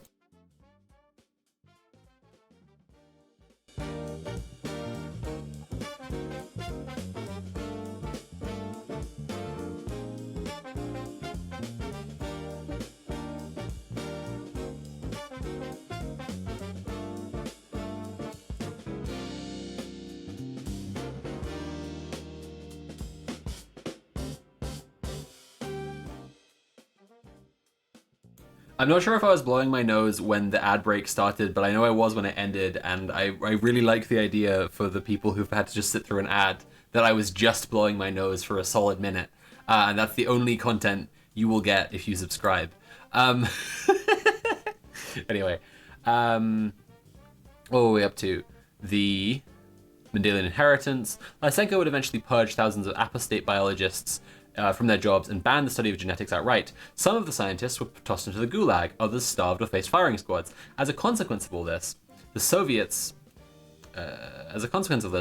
played no role in the discovery of DNA's double helix structure. When the ban on anti-Marxist genetics was finally lifted, Gordon told me the USSR was a generation behind in molecular biology and couldn't catch up. Huh. But it was Adolf Hitler who possessed the greatest talent for scientific self-harm. Okay, interesting way to say it. Had me quite worried as we got to Adolf Hitler's great talent for a second, but alright, let's have a look. Germany had been a great scientific power going back to the late 19th century. Germans had pioneered the modern research university by requiring that professors not only transmit knowledge but advance it too. During the early 20th century, German scientists racked up Nobel Prizes. Physicists from Greater Europe and the US converged on Berlin, Göttingen, and Munich to hear about the strange new quantum universe from Max Born, Werner Heisenberg, and Albert Einstein. When the Nazis took over in 1933, Hitler purged Germany's universities of Jewish professors and others who opposed his rule. Many scientists were murdered, others fled the country. Quite a few settled in America. That's how Einstein got to Princeton. After Hans Bethe was dismissed from his professorship in Tübingen, he landed at Cornell. Then he went to MIT, Thank you, Fairthingale, for gifting a tier 1 sub to Sawyer Enjoyer 42069. That's good. That's good. Fun fact, Egypt had some of the earliest precursors to the railroad. Thank you for that fun fact, Timeblind. I already knew that, but I wanted to share it to everybody else. Then he went to MIT to work on the radar technology that would reveal German U-boats during the Battle of the Atlantic. We're in the Atlantic right now, guys. Sorry, that's so dumb. Some historians have argued that radar was more important to Allied victory than the Manhattan Project. Yeah, that seems a reasonable thing to assert. Mule says, wow, this large multi-state federation under an imperialist blockade and constant threat of war or invasion is bad at stuff. Yeah. Where are we? But of course, that too was staffed with European scientific refugees, including Leo Szilard? I've not heard this person's name before. A Jewish physicist who fled Berlin the year that Hitler took power.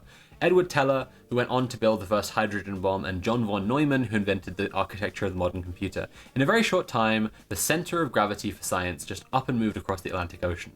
After the war, it was American scientists who most regularly journeyed to Stockholm to receive medals.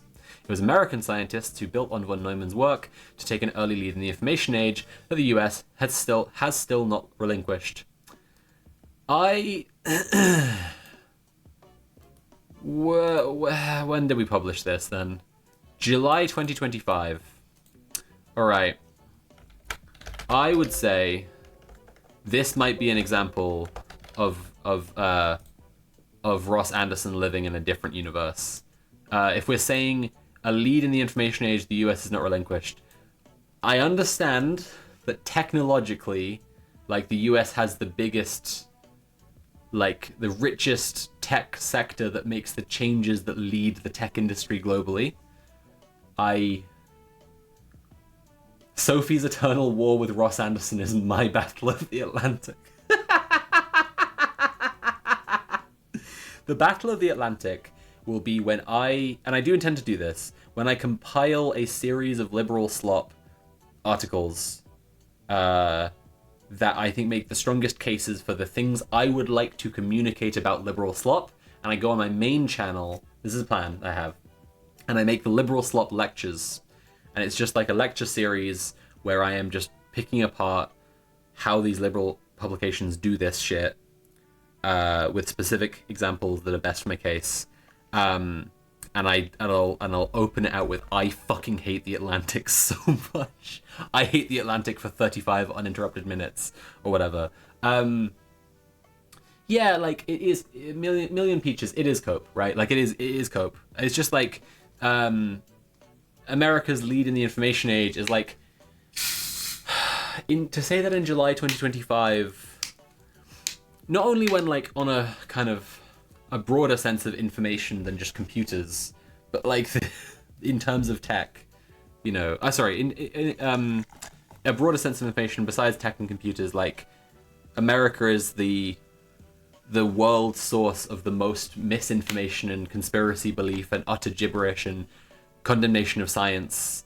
But whatever, even besides that, like, technologically, like, America has butchered the information age.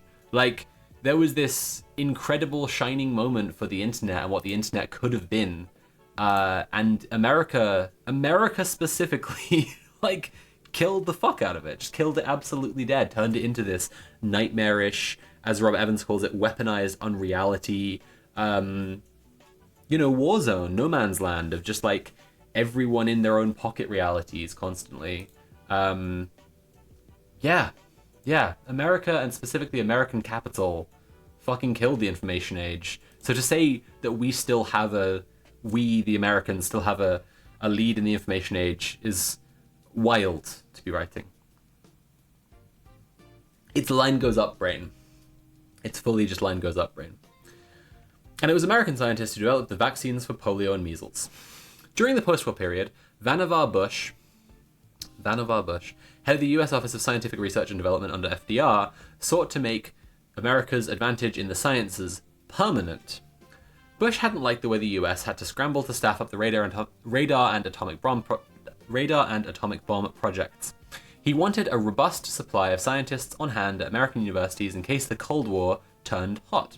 He argued for the creation of the National Science Foundation to fund basic research and promised that its efforts would improve the economy and national defense. Funding for American science has fluctuated in the decades since. It spiked after Sputnik and dipped at the end of the Cold War. Right, like, it only matters for as long as it's relevant to war or profit. This is just the a fundamental problem in capitalism and contradiction of capital, that if you weren't Ross Anderson, you would be able to understand. Very frustrating. Okay. But I need to know if, like, because this all is after Doge. Here we go. Okay, let's read from here. If the US is no longer the world's techno-scientific superpower, it will almost certainly suffer for the change. This sentence is this if is sincere. Like if. Like, the US is fucking cooked in terms of, techno-scientific superpower. Like, you can't be saying this in July. In July of this year, like, this is too late to be speculating in this way. Or, maybe, by the midway of the 21st century, China will be the world's dominant scientific power, as it was arguably a millennium ago. The Chinese have recovered from Mao Zedong's own squandering of expertise during the Cultural Revolution. Yeah, as much as I hate to hand it to Ross. They have rebuilt their research institutions, and Xi Jinping's government keeps them well funded. China's universities now rank among the world's best, and their scientists routinely publish in Science, Nature, and other top journals. Elite researchers who were born in China and then spent years or even decades in US labs have started to return. Huh. Isn't that crazy? What the country can't yet do well is recruit elite foreign scientists who, by dint of their vocation, tend to value freedom of speech. Look, I'm not an elite top scientist, but fucking, I'd move to China. Like, if the Chinese state or a Chinese university or something had a job going, where I could do something like my job, something like my writing currently, but for China, I'd fucking do it. China should start recruiting, like, queer scientists and, like, Muslim scientists from the Anglosphere and, like, Latino scientists from America, you know? Alright. In 1990, Roald Sagdiv moved to America. He found leaving the Soviet Union difficult. His two brothers lived not far from his house in Moscow, and when he said goodbye to them, he worried that it would be for the last time. Sagdiv thought about going to Europe, but the US seemed more promising. He'd met many Americans on diplomatic visits there, including his future wife. He befriended others while helping to run the Soviet half of the Apollo-Soyuz missions. When Carl Sagan visited the Soviet Space Research Institute in Moscow, Sagdiv had shown him around, and the two remained close. To avoid arousing the suspicions of the Soviet authorities, Sagdiv flew to Hungary first, and only once he was safely there did he book a ticket to the US. He accepted a professorship at the University of Maryland and settled in Washington, D.C. It took him years to ride out the culture shock. He still remembers being pulled over for a traffic infraction, mistakenly presenting his Soviet ID card. American science is what ultimately won Sagdiv over to his new home. He was awestruck by the ambition of the US research agenda, and he liked that it was backed by real money.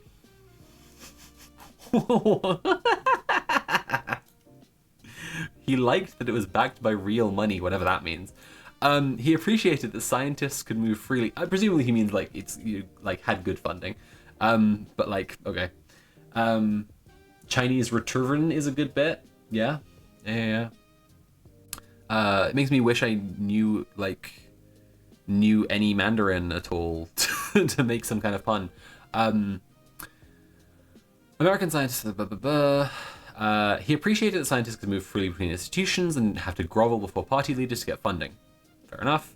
But when I last spoke with Sagdiv on July 4th, he was feeling melancholy about the state of American science. Once again, he's watching a great scientific power in decline. He has read about the proposed funding cuts in the newspaper. He has heard about a group of researchers who are planning to leave the country. Sagdiv is 92 years old and has no plans to join them. But as an American, it pains him to see them go. And there you go. It's an article about brain drain. It's an article about how, if freedom and democracy is not present, the science autism enjoyer will leave. But just refuses to call out the thing most at play here, which obviously is Trump and Elon Musk and their completely insane, nosedive attack of the, I don't know. The reason that I wanted to read this one after a couple more Ross Anderson ones, let's say Ezra Klein, Atlantic, Charlie Kirk. There you go. I'm teasing it for the whole stream now. I've got it on the other screen now. I'm just loading up the the fucking insane article from Ezra Klein, and we'll read it next. But the reason I wanted to look at the scientific decline of scientific empires stuff, and Ross Anderson in general, is just this detachment from reality that he, as a liberal tech journalist for The Atlantic, is going through. And I think that it's just it's necessary in telling the history of America to be realistic about what, if you're a tech journalist and a science journalist and trying to talk about scientific empire, the relationship between science and empire, which I appreciate that Ross is at least willing to admit America is an empire. Not everyone at the Atlantic will do that. It's not actually coming up. Politics Right Way. Did they take it down? There's no way they took it down. Oh, interestingly, it's available on other websites. If anyone has a link to Ezra Klein, Charlie Kirk was practicing politics the right way on The Atlantic, please let me know. Kind of an interesting development if they did take it down. I've got it here on Southeast Missourian and the Seattle Times. It's been reposted to other places. Ezra Klein, the sloppiest liberal boy of the abundance movement. Yes, we will need to do another stream about the abundance movement and what has Ezra Klein been up to in the last 2 years. Because, oh boy. But yeah, if you're going to tell a story about science and empire, then you have to acknowledge what political forces are at play in a core way. And not only does Anderson leave it quite implicit, it's understood that we understand it, that when the Nazis came to power, Jewish scientists fleeing is because of their anti-Semitism, obviously.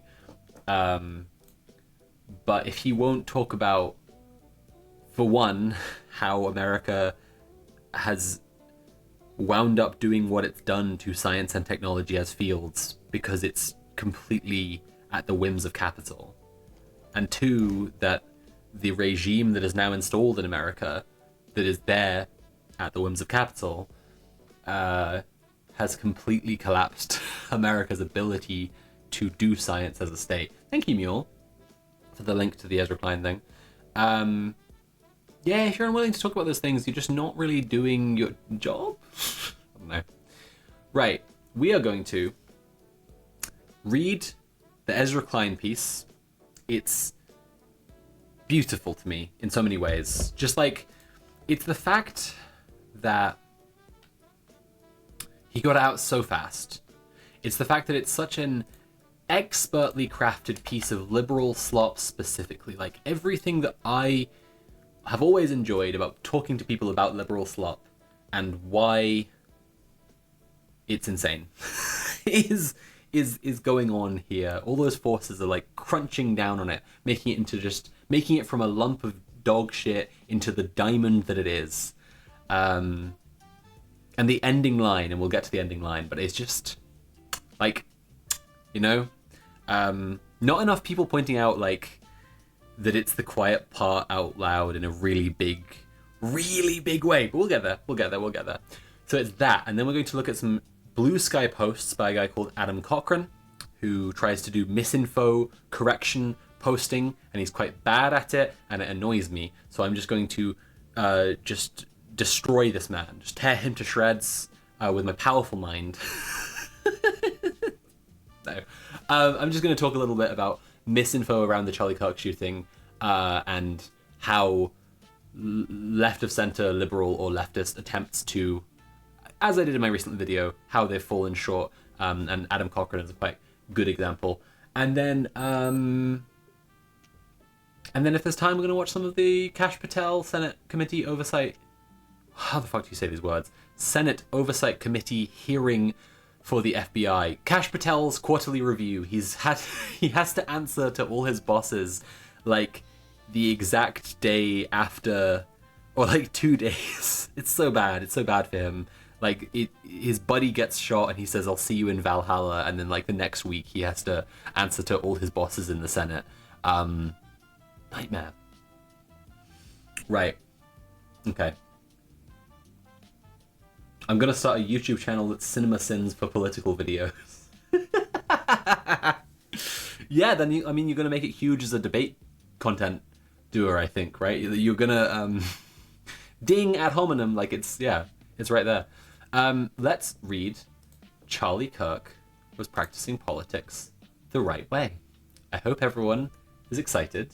I hope everyone's sitting comfortably. Let's begin. Ezra Klein. The foundation of a free society is the ability to participate in politics without fear of violence.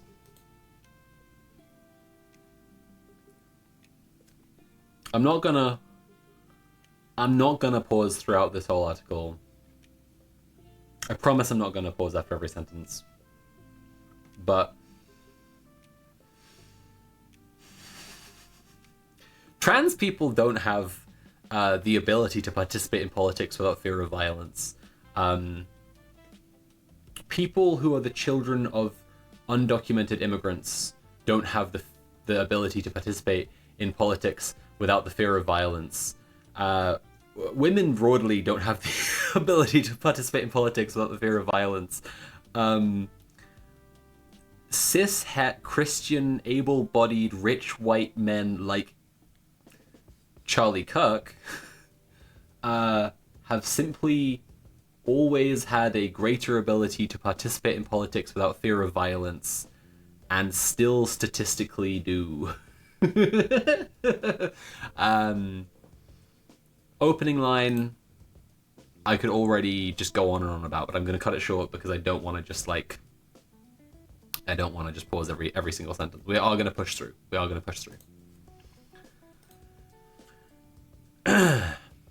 The ability to participate in politics without fear of violence. To lose that is to risk losing everything. Charlie Kirk and his family just lost everything.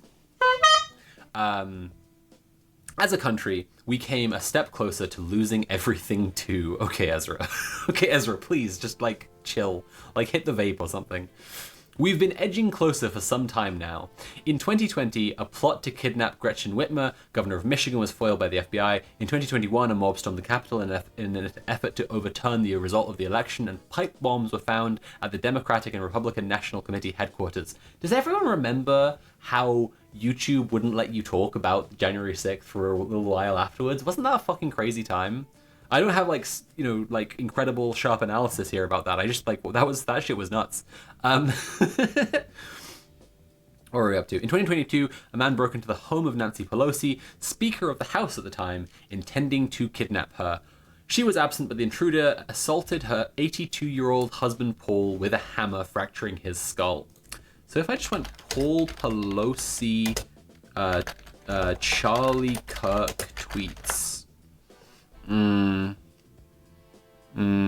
no, I did see this clip the other day when I was watching through Charlie Kirk stuff.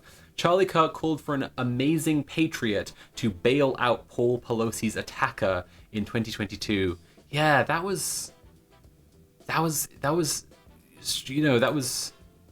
powerful stuff. I remember the broader context of the clip is Charlie Kirk just saying like the right wing's rhetoric has nothing to do with political violence towards people like this at all. In 2024, President Trump was nearly assassinated. That same year, Brian Thompson, the chief executive of United Healthcare, was murdered. Brian Thompson murdered. Guys, I don't know about this. I hadn't heard anything about this. I don't know about this one at all. Do we have any chat? Can someone fill me in? I've been off for 2 years. Can someone no, I'm just looking for an excuse to bring up pictures. Did everyone see the TikTok where the guy traveled to this location to get a video clip from the CCTV of himself like doing a TikTok, like a Fortnite dance here? Have people seen that? That shit was insane. If not, I'm not actually going to show that on stream. But I am going to quickly get a song that I just remembered was on my Blue Sky the other day. It is relevant to the topic at hand. So, where are we? It'll be a little bit ago. It would be like September 11th, probably. And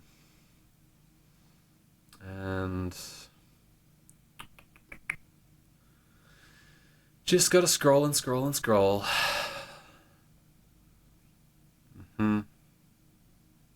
10 days ago is now the 16th, right? Okay.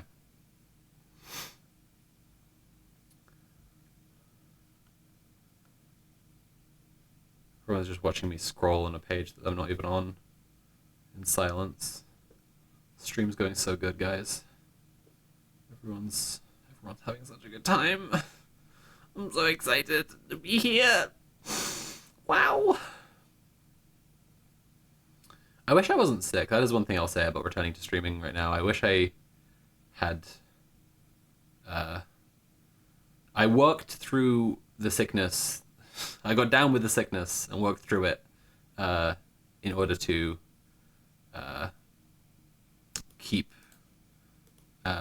get my Charlie Kirk video out sooner, and I've just definitely extended this cold by like another 2 weeks or some shit by just completely ignoring what my body needed. Which is extra ironic because I was definitely that's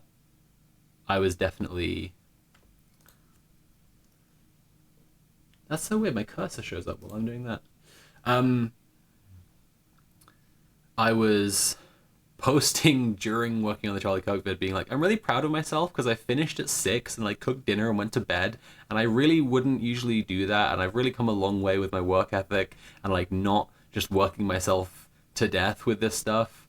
And all that is true, and I am really proud of myself, and I also was like completely working straight through a cold and have now made it infinitely worse. It sucks so bad. I gotta find this.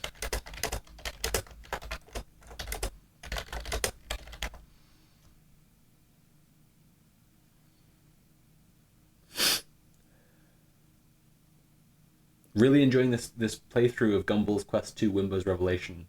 I'm really glad. I'm really, really glad. Thank you, Mule. No, why no Womangione? True. No, they deleted it. Oh, someone reposted it. Okay, good. We still got it. Someone reposted the song. I'm sorry if this is now like leaking something that like who the creator doesn't want up there or whatever, but this fucking rocks. Let's go. Kinda like a bullet, how these verses hit me. He took a big shot, call him Kirk Nowitzki. Charlie talk shit and it earned him 6 feet. Now white folks talking about a purge is tricky. He got smoked by his own folks, they that's comedy. Hole in his neck like tracheostomy. Fatality, they hit him with a Liu Kang. Protect your neck, should've listened to the Wu-Tang. Prove me wrong, ho. Had that boy leaking like a faucet when the knob closed. You think I give a fuck? Wrong, I do not, bro. In honor of Charlie, I'll be leaking these new songs, ho. Maybe it's me and maybe I'm just being superstitious, but it looks like they using this to push some new division. They'll craft a story and tell you what kind of shooter did it, using this to push their new agenda up to supervision. But I just kill shit when I pen a verse. Then I drop the mic like I'm Charlie Kirk. Hit the stage, talk my shit, and I go berserk. Then I drop the mic like I'm Charlie Kirk. I don't give a fuck about the rage bait, and any motherfucker only pushing hate. It's time for great change, homie, we a day late. Stop falling for the tricks, use your dang brain. Kinda like a bullet, how these verses. So now you know all about that, basically. So, yeah, it's just one of those, really. It's just like the kind of horrible stuff that people were saying that I think is relevant, obviously, to Ezra's article. So that's why I had to share that with everyone. It's important to show the people who are celebrating Charlie Kirk's death and laughing and saying that it's very funny and all these kinds of things. Those people, it's really important to show them. In 2025, Molotov cocktails were thrown into the home of Josh Governor Shapiro of Pennsylvania during Passover. Melissa Hortman, the former House Speaker of Minnesota, and her husband were murdered, and State Senator John Hoffman and his wife were severely injured by a gunman. Everything he's listed so far, with the exception of Brian Thompson, has been the trajectory of, like, far-right shooters. Am I wrong? Whatever. Like, everything up until Charlie Kirk and Luigi Mangione fit a very specific, like, political arc to do with the right wing and guns. Like, am I wrong? And incidentally, I need to say this. Like, I think, this is me getting a little bit tinfoil. Here's my tinfoil hat for you while I say it. I think that some of the discourse around the Charlie Kirk assassination has been shaped by people who really don't want anyone to imagine a third point in a data set where you could maybe draw a line if you had 3 points of data: Luigi Mangione, Tyler Robinson, ? Like, I think that's the, I think, like, they don't want to, like, I don't think anyone should go kill anyone. And if anyone asked me, should I go kill someone, I would say no. but I think that quite observably, like, a lot of people really don't want, for people to see that there's any kind of, like, that there could be any kind of pattern to violence against the right wing, against the elites, against capitalists, etc. Forming. Yeah, I don't know. I just think that's a big part of it. At the same time, I think that the commentariat, and especially, like, a bunch of the American liberal conservative commentariat that have allowed fascism to take hold. Vaudrella says, say no to opportunist violence. Yes, exactly. Those people are fucking scared as hell right now. And that's something to think about. Where are we up to? We're up to gun down during Utah. Okay, and on Wednesday, Kirk, the founder of Turning Point USA, was gunned down during a speech in Utah Valley University. You can dislike much of what Kirk believed, and the following statement is still true.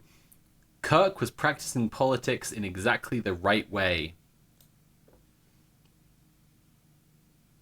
He said people like me should be beaten in the streets and stoned. He said that, like in the 50s, there should be people who just beat up trans people just for existing until we stop. Until we're afraid to just be. Disagreeing with, disliking his politics or what he believes in isn't an accurate description of trans people's feelings, or people who might need an abortion's feelings, or black people's feelings, or people of color broadly's feelings, immigrants' feelings about what Charlie Kirk believed in. disliking, disagreeing with. Ridiculous. And also, he is completely hidden that what he's doing in this article is equating disliking or disagreeing with the stuff with being the shooter. Like, this is something that's also made the discourse all completely insane about Charlie Kirk, is people being treated like, and you know, the liberals giving license to this, letting the right wing do this, treating people as though not liking Charlie Kirk or even celebrating his death is the same thing as doing the shooting, which is just, you know, just not true, is it? Basically, right. He was showing up to campuses and talking with anyone who would talk to him. That's not a fair description of what he was doing either, is it? He was one of the era's most effective practitioners of persuasion. Why? How did you just lie like this, Ezra? Like, what the fuck? I've watched some of Charlie Kirk content recently when I was working on the video about his death. I do strongly feel like TPUSA probably used some plants, like probably used some people who looked demographically right, but were just like given lines to say.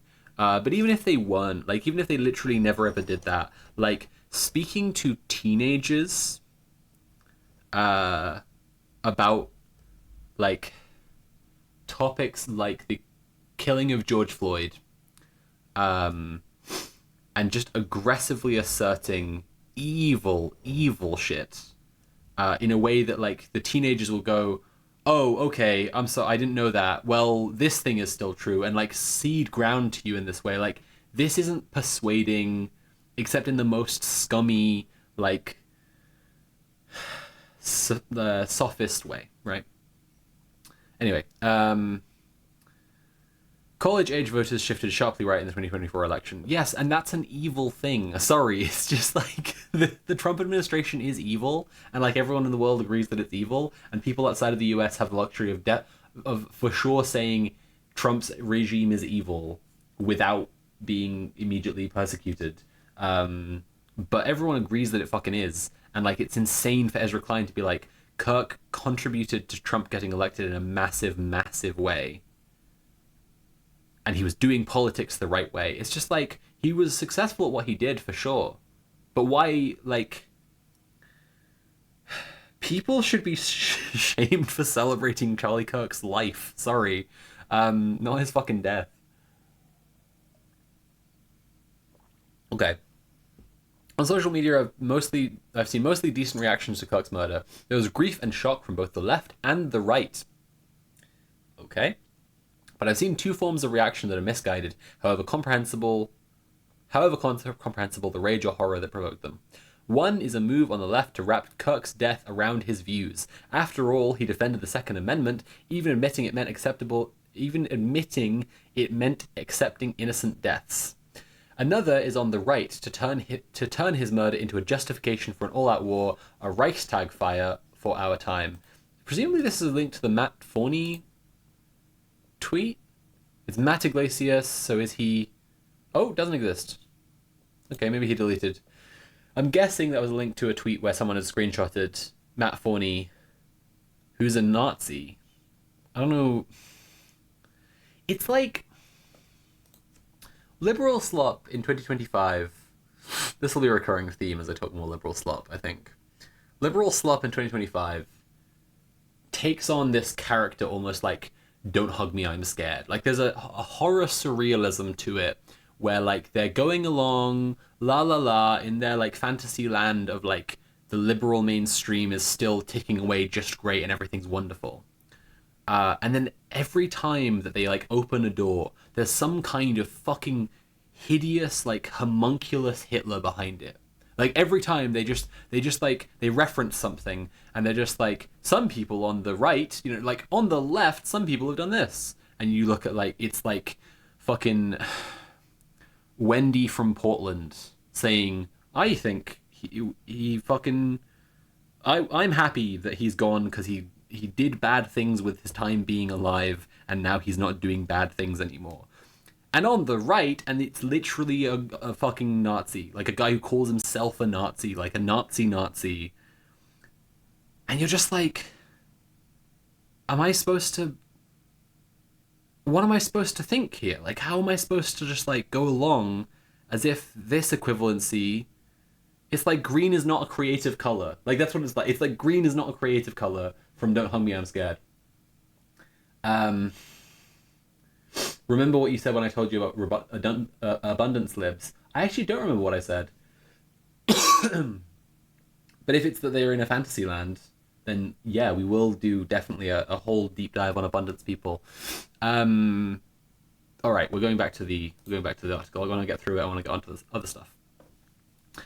Guys, I'm really pleased that everyone's here. That like there's a bunch of people watching. It's really touching. I really didn't think this many people would show up. For you said those are just cops. Yeah, that's true. That's true actually. No, that's a bars from past me. Guys, I'm really excited that like so many people have shown up. It's just really touching. I carrying on being a content creator is my best shot at like stable employment. It's also a thing I care about a lot and want to do. Like I care about my writing. I care about doing like, you know, I've missed doing liberal slop stuff, and like every step since having a hiatus in returning to work has been very, very scary, and I just really appreciate everyone being here. It's really lovely. Thank you. We're going back to the article.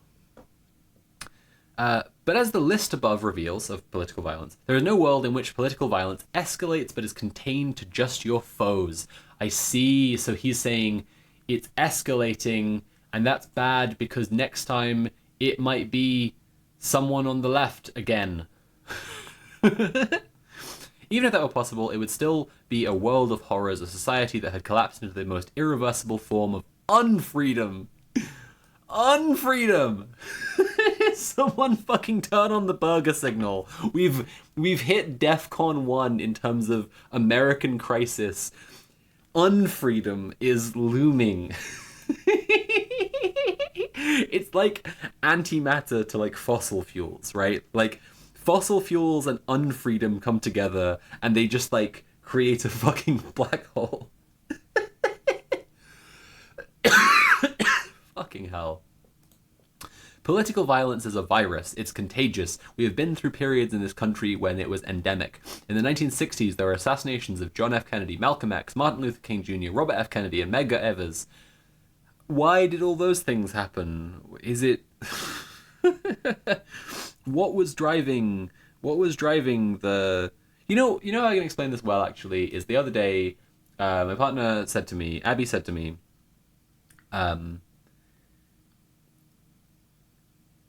violence almost always exists first. It's a conflict when someone stands up to violence. Right? Like, there is not like a conflict going on in most cases. There is systemic violence or like interpersonal ongoing violence in a community or something. There is financial violence. There is, violence of healthcare neglect, these kinds of violence, and then people take action, and then there's a conflict. And I was just so struck by that. And it's just like, political violence is a virus is such an insanely authoritarian thing to say. Like, if, a lot of this stream right now, I'm making a big comparison between, like, now and 2 years ago, because we're catching up on stuff. But just, like, the implications of political violence as a virus is necessarily, I don't know, like, maybe Ezra Klein is capable of seeing that if the police and FBI and army and the National Guard all working for Trump respond to the violence they're already doing with more escalated violence, this is like not a neutral force in the world. But for him to say political violence is a virus, like how we deal with an epidemic is like state control, right? Is like emergency measures. Yeah. Ezra never met a far-right narrative he wouldn't sacrifice every last ounce of his unfreedom for. That's a good one, Middle-earth Marxist. Million Peaches says, average liberal TBH. Yes. I'm glad everyone already agrees, but I think we will still hit into interesting things. There's so much to discover as we delve into liberal slop. So these assassinations happened, right? Malcolm X, Martin Luther King.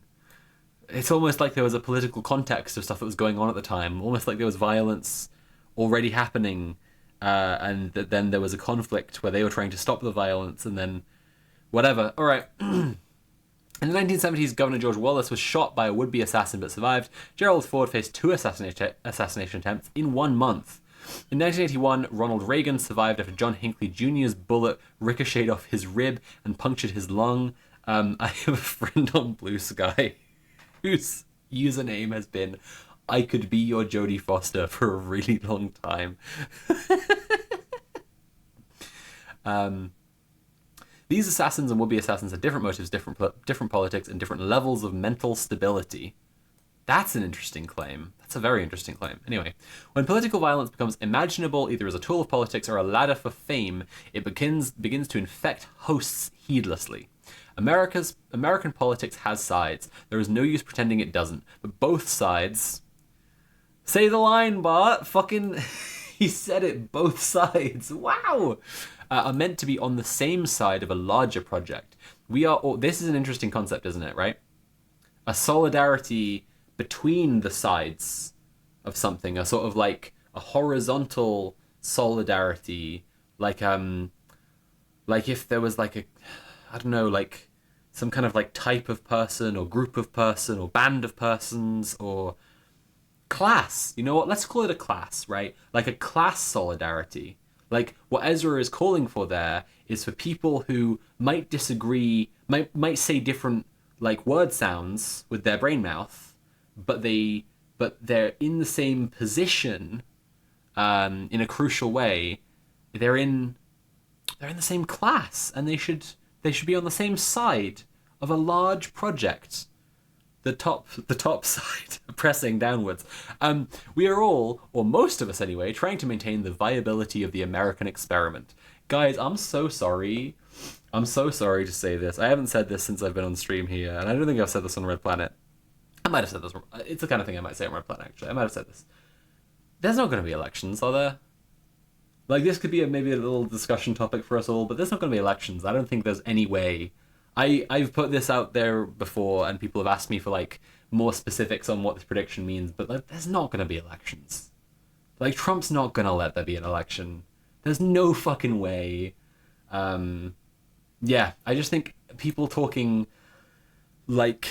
next time there's an election, blah, blah, blah, or we're trying to keep everything civil in order to whatever. It's just like, there's not gonna... I don't see any way the guy who has invaded several of his country's own cities, like, who threw a fucking riot in order to try and, like, take back the country when he lost the last time. Like, I can't imagine it, and I wish more people were saying this. I don't really see people saying this, or like maybe I'm missing people saying it, but I certainly see people talking as if they believe there will be elections, and that's bizarre to me because it's just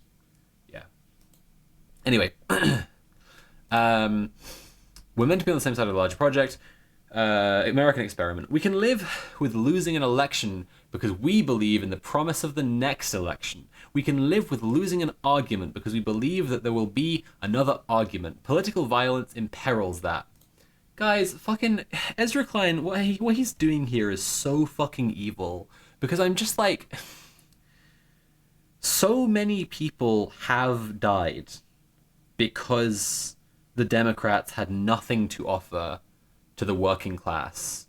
So many more people are gonna die because the Democrats had nothing to offer to the working class, and because the working class's politics and a politic based on working class organized labor and class solidarity, the defense of the what is deemed the surplus population, the equality of marginalized people, and so on. An end to fucking imperialist war, like an end to the genocide. Any of these things, like, because all of that is just shut ruthlessly out of American politics because it's the core of imperial power. Like, so many people have fucking died because of this. And here's Ezra Klein saying, we can live with losing an election. Like, it's not the election part per se, but like the living. So many people have died and will die because spineless fucking dickheads like Ezra Klein, like, jerked off fascism to completion all over the American flag. Fuck this guy. All right, last paragraph, and it really is the quiet part loud time. Kirk and I were on different sides of most political arguments. We were on the same side on the continued possibility of American politics. It is supposed to be an argument, not a war. It is supposed to be won with words, not ended with bullets. I wanted Kirk to be safe for his own sake, but I also wanted him to be safe for mine and the sake of our larger shared project. The same is true for Shapiro, for Hoffman, for Holtman, for Thompson, for Trump, for Pelosi, for Whitmer. We are all safe, or none of us are. He said it. He said it. He just said it, you know? Like, it's there. It's right. He admitted it. He's literally right there. Like, it's literally right fucking there. We are all safe, or none of us are. We. Us. The same side of a larger project. How much clearer could I possibly be about this? People... I wanted so badly to be streaming last week because everyone was already talking about this article, but everyone was focusing on he's saying that Charlie Kirk was so civil. And the crazy thing about this article is not just that, or maybe this is the primary thing, to be honest, for me. He's saying we are in the ruling class and we have to try and make it so there's less political violence, because otherwise mine and Charlie Kirk's project will fail. At the same time, he just outright, like, denies that there is, like, immense death being caused by the evil fucking project he's a part of right now. Completely insane.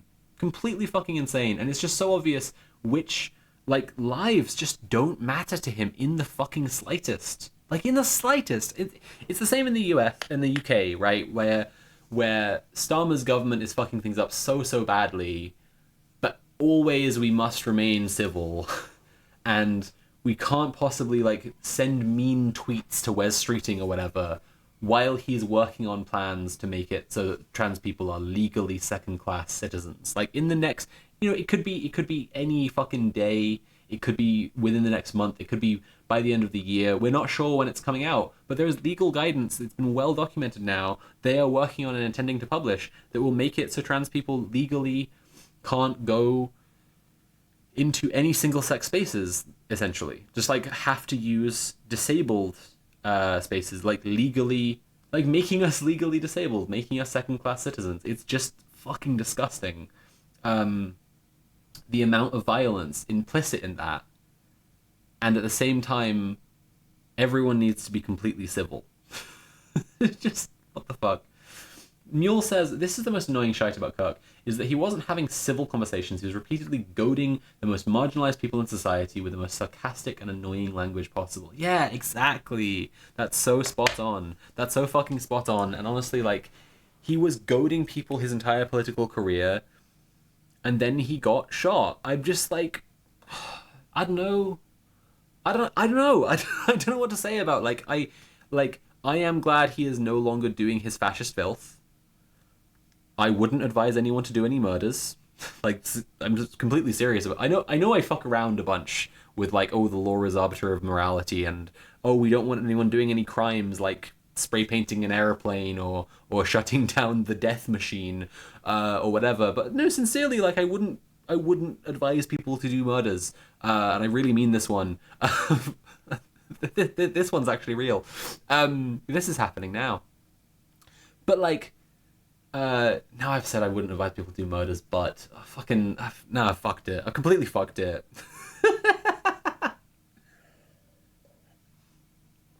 Sincerely, I'm not advising anyone to be the next fucking assassin.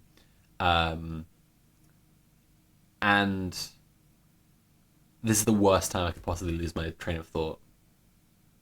Because now I got to conclude the train of thought in some way that makes it clear I actually had a point, and I wasn't just like talking around the topic of like advising people to do assassinations. Because then it just looks like I was, and that's not what I meant. I really seriously like, and this is happening. That's what I'm saying. This is happening now, and this bit too. This is actually happening. I've not lost my train of thought this bad in such a long time. Streaming is so good for your brain.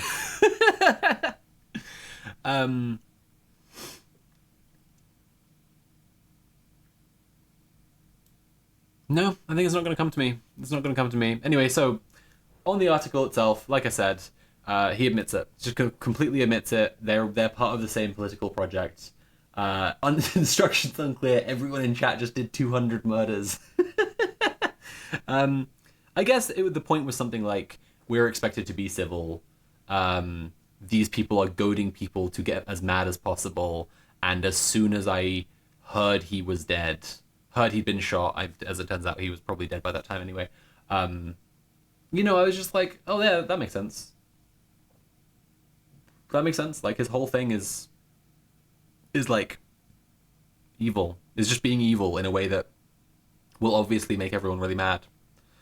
And now they've had the memorial, and it feels like there are little symbolic things going on all around, the conservative and MAGA world and whatever. Like, I think somewhere in Florida they're naming a street after him or whatever. Just like, not that big a deal stuff, to be honest. Like, maybe there'll be a statue somewhere. Maybe there'll be a bunch of statues. They're trying to push towards the free speech purge stuff, but have you seen the coin? I have seen the coin. I've also seen a photoshopped version of the coin where he has a little tiny face, unsurprisingly.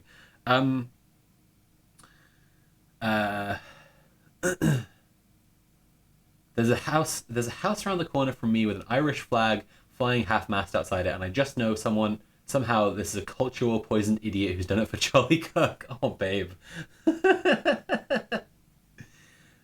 Breaking news, Mr. Do It No Balls horrifically shot. The Do It No Balls estate has put out a statement. I can't believe someone did it. We must now take up his mantle. I'd like to see someone with balls try something now. Jesus Christ. No, it's just, he was goading people, and it's just not surprising that someone, I guess, just kind of took the bait, I think is how you'd put it, right? In terms of, right, trans people in the US are very fucking scared as a result of this assassination. If the narrative is taken at face value, and you can watch my video if you want to understand my takes on all of the information and misinformation around it, if the narrative is taken at face value, some trans girls fucking gun culture Mormon boyfriend one day was like, this guy wants people like my girlfriend dead, I'm gonna shoot him, and then did. And literally, as this is what I mean when I say I would advise people not to do murders, is that I'm not sure it's made anything fucking better, right? At the same time, they've moved on so fast. I know people like people like Ben Shapiro, Ezra Klein, who else would be Joe Rogan, Steven Crowder. These guys are all definitely completely shitting themselves. That it's going to come for them any minute. Definitely. Especially now they had the big memorial, and it was a really big, flashy thing with the fucking pyrotechnics and everything. But then they are moving on, And that's not what these guys want. They want people talking about them forever. And I think it's truly a completely beyond the pale, unimaginable horror to them that they might get popped, and then people might just be like, oh, okay, and then carry on in the world without, I don't know, Steven Crowder, whatever. Right. We have been looking at some Charlie Kirk related liberal slop. We are moving off the liberal slop. I am just gonna check really quickly if the old link works.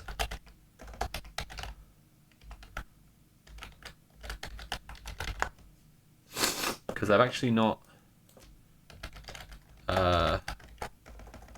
used my tip link in forever. And I've forgotten how it works, which is really cool. Okay, like I said, I'm not going to push towards people giving me money on the stream that much, so I'll just leave it alone for now, and I'm going to set up the chat bot to regularly post the links people can give me money through. Actually, you know what? One I know that is true is linktree.ee/Sophie from Mars. If you want me to be more safe and stable in the world materially, subscribe to my Patreon is like absolutely the number one thing, because it's my primary income, and obviously it's just like a tiny fraction of what it was. Anyway, we are going to look at posts. Yay? Question mark. Exclamation mark. Semicolon. Hyphen. Close parenthesis. We're going to look at posts from Adam Cochran. So let's go find Adam Cochran. This guy's kind of fascinating to me, because he's like doing misinfo posting, as in trying to counter misinfo stuff. I wonder if he has replied to my stuff. There's no reason he would have. Like, I'm just some lady. But I replied to some of his attempted misinfo stuff, and no, just someone else. I also replied to, was it this one? Yeah, nothing. All right, cool. So let's have a look at this. This is misinfo during the unraveling around the Cochrane. Am I saying it wrong? Cochrane?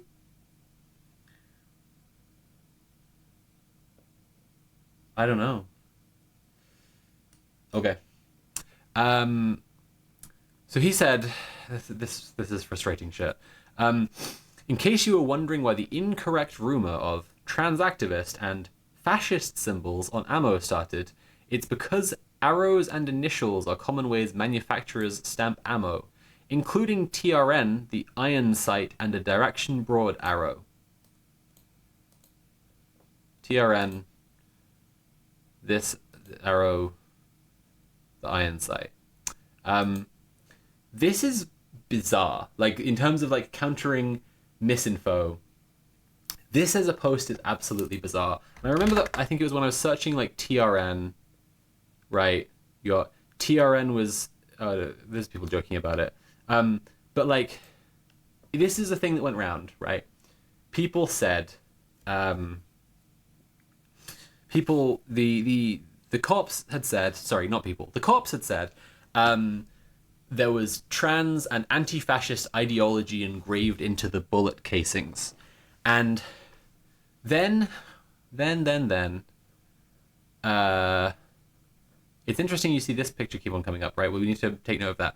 Then, someone on 4chan, appears to be the origin of this, said, TRN is a common brand stamp. TRN is a common brand stamp for bullets from some manufacturers. The blanked out word of justice probably thought this means trans rights. I had to do some digging into this. The blanked out word in the screenshot is Jeetpartment, because Jeet is, I guess, like a 4chan specific, at least I've never heard it before, like anti-Indian slur. They're referring to Kash Patel being in charge of the FBI. Yeah. So the fact there is like a racial slur crossed out here by whoever took the screenshot of, and by the way, everyone knows what this is, 4chan. Like, none of this put people off en masse accepting this as the reason. Right, it's derived from a common Indian name. That makes sense. Like, that's kind of what I figured the kind of basis of the racism was. And you'll see this same image, the one that's in the 4chan post, is in loads of other people's posts, right? About this stuff, meaning that some non-zero number of people saw the 4chan post, and not only they were like, yeah, 4chan is a reliable source, let's say stuff 4chan was saying, and not only was like, oh, I have no interest in what is this blanked out word here on 4chan, probably something nasty, so I'll just carry on with my day. But they went and like got the image to put into their own post to launder the same stuff, which of course is not true. If people don't know this, there were other people sharing it around at the time, like pointed this out at the time. I was very proud of myself for like doing the actual digging on this, but then it turned out that other people had already got to it. But TRN is the manufacturer's head stamp for Turan, which is a Turkish ammunition manufacturer. They don't make 30-06 ammunition, which is what was used to kill Kirk. Like, they just don't. So this is not on the bullets, right? And I'm now debunking like a thing that's over a week old. So this hopefully isn't news to people, but this went around so much. And so here was Adam Cochran, right? 2 weeks ago, that's the 12th, that's 2 days after the shooting. He was sharing this stuff, and when you look at his timeline, like he is mostly doing this kind of stuff. 1 out of 43. These fucking threads. 1 out of 43. Trying to counter misinformation stuff. And you'd think that someone would then go back against misinformation they'd accidentally shared and like counter it, you know? But just, again, like, no interest in that whatsoever. This is very frustrating to me, and I've seen this around a bunch, but I'm making an example of Adam Cochran, sorry Adam, because, like, he's hallucinated this, right? The rumor was that it's anti-fascist symbols, not fascist symbols, and then he's gone and gotten his own pictures. I don't know if that's to make it look like he didn't just get this from the 4chan thing. I don't know if that's better or worse, to be honest. I can't even tell. And then research to try and find stuff he thinks looks like fascist symbols, even though that's not the point of what the thing was the entire time. And no update after this is proven wrong. But kind of worse than no update, right? In his next thread, after it was proven wrong, after there was the press conference talking about how what the engravings were, oh, notices bulge, oh, what's this? If you read this, you're gay Lamau, Bella Ciao, hey, fascist catch. He made this thread. The claims of trans and anti-fur symbols comes from both ammo stamps and casing inscriptions wrongly reported. What's this, Adam? What? What's this and? It's not the one, it's the other. Like, he's sticking by the 4chan TRN meme story, despite the announcement explaining this, and despite people such as yours truly doing the diligent work of like pointing out to him that this is not fucking true.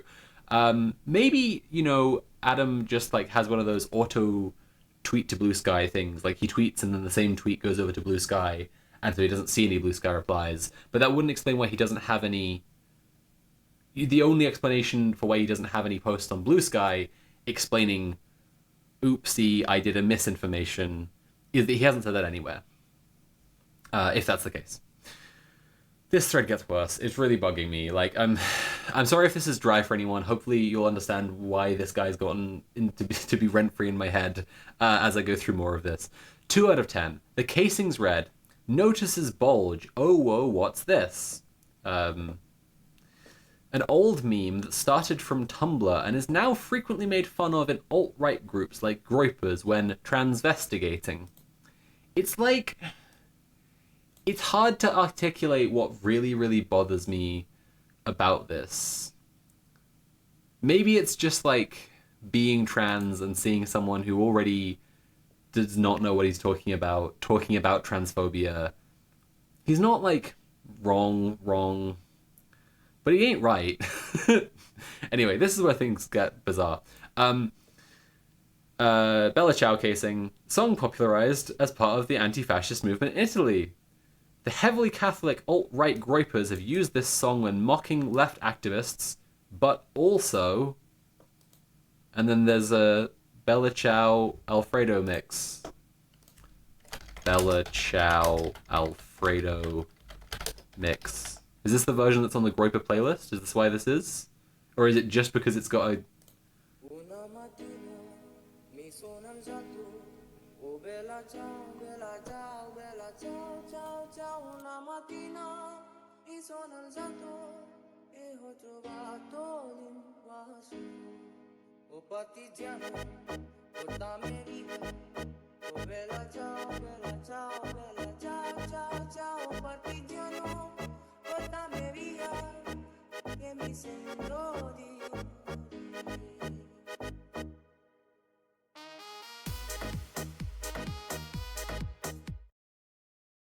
Okay, that's all pretty fun. Despising Light, it's so good to see you again. Banker with a W said, I mean, I saw this everywhere and assumed it had been true. Yeah, no, this is the problem, right? It's just like misinformation spreads faster than you can possibly counter it. If anyone needs the explanation again, TRN is the head stamp of Turan, a manufacturer in Turkey that do not make 30-06 rounds, which were the rounds used to kill Charlie Kirk. They make a bunch of different kinds of ammo, but not that kind. And so no, the ammo did not have TRN on it. And, you know, there's nothing wrong with not knowing that when you've been misinformed. But if you try to make your, like, personal... your thing on the internet be that you're like, I mean, look, like he's a data scientist, right? Like, and thread writer is the actual like most accredited position he gives himself in terms of like trying to counter misinfo. But he does write these huge things trying to counter misinfo, and they get a lot of attention, like, for Blue Sky. I mean, I know, like, Blue Sky is fucking tiny and who cares. But, like, I just find him to be quite a good example and, like, microcosm of stuff that's, very wrong with liberal attempts to counter misinfo. What I need to find is the one where he ends the thread by saying, if you want to fight this stuff, the number one thing you can do is follow accounts like mine. Because that's really where I'm kind of pointing to, like, he is establishing himself in this way and saying that, like, if people want to fight fascism, the helpful thing they can do is follow him. And I'm just like, bud, come on now. You could even just say donate to the DSA and you'd be, like, giving, like, a more material step that people can take to actually fight against fascism. Anyway, we will get back to the thread we were just on, because I think it's a pretty fascinating one. Unfortunately, we've got to read some of his, like, 38 post threads now. If he had written these as an article, I would honestly be having I'd be a lot less annoyed. Even, I think. Like, if this is a Substack. Anyway. If you like in-depth coverage of important topics, combating misinformation, and breaking down actual nuance of news stories, be sure to hit follow. Cool stuff. Right.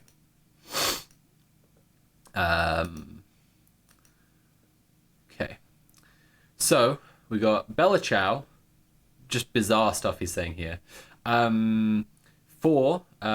Fuentes called Kirk a liberal in disguise, a globalist, a fascist, and a fake conservative. The casing said, catch this, fascist. It didn't. It said, hey, fascist, catch. Up, right, three, down. So that's a bit embarrassing. The last casing read, if you are reading this, you are gay Lamau. Which, no, it didn't. It said Lamau. Whatever. Part of the deeply homophobic anti-LGBTQ culture of groups like the Groypers. This is really funny to me. This is especially funny to me, just because, like, I know one or two gay people. like one or two, and they joke all the time about about being gay and about other people being gay, and if you read this, you're gay. Like, they've said that Tyler Robinson's bisexual, and I'm not surprised. Like, Azuma bisexual writing, if you read this, you're gay, Lamau. Yeah, that scans. That scans to Mule saying, nah, I would never do that. 50% of our conversations when me and Mule are together is he'll just be wandering around his flat and just go like, what if I was gay? Like, just turn. Like, come into the room and go, I'm gay, and then leave. Okay, we're back on this. Yeah, I've seen so many people being like, this is so obviously homophobic. The right's trying to pin this on queer people, but it's just like, I'm sorry, when I'm not bound by terms of service, I call all my friends the T slur and the F slur, absolutely nonstop. And maybe that's just actually because I just hate queer people, I guess. Right. The arrested subject is 22-year-old white male Christian is a white 22-year-old white male Christian who wore a Donald Trump riding costume for Halloween and grew up in his formative years during the pandemic when groyper culture took off. In the pandemic when groyper culture took off? I don't think that's true at all. What? What are you on about, mate? Like, literally, what are you on about? And here we have Tyler himself as a registered Republican.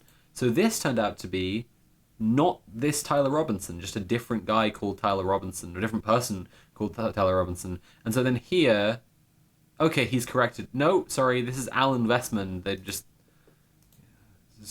white guys with identical vibes. Sorry, Alan, I thought you were Adam. And no acknowledgement. Like, no acknowledgement when there are people underneath there saying this. And then here, right, this is great. Someone sharing this picture of Tyler Robinson in a Trump t-shirt. Someone photoshopped this, right? Like, in fact, this is from the same picture as here. You can see that this is the same picture. And people have been photoshopping him to be wearing Trump shirts and Kamala shirts. And that's one I find really baffling, personally, because, like, the idea of someone who's like on the left and really, really wants it to be a right-winger and is so willing to lie. Like, they actually mock up a fake picture to circulate of him wearing a Trump shirt. That's baffling to me. Yeah, that's something. Groypers have been around for so long. Yeah, exactly. For such a long time. Saw Peenis now gay. Yeah, he should have just etched a cock and balls onto it, I think. Anyway. Someone there saying Tyler Robinson's parents were registered Republicans. It's like, yeah, well, like, you know, I certainly agree with absolutely everything in my like everyone in my family thinks politically. Like, I'm sure most people. What the fuck are you on about? 9. He was clearly not well. He was steeped in hateful online culture from alt-right grouper sources with easy access to guns. He was taught an ideology that fake fascist conservatives were ruining America. This is not some DSA blue-haired liberal. Yeah, I mean, did we... Yeah.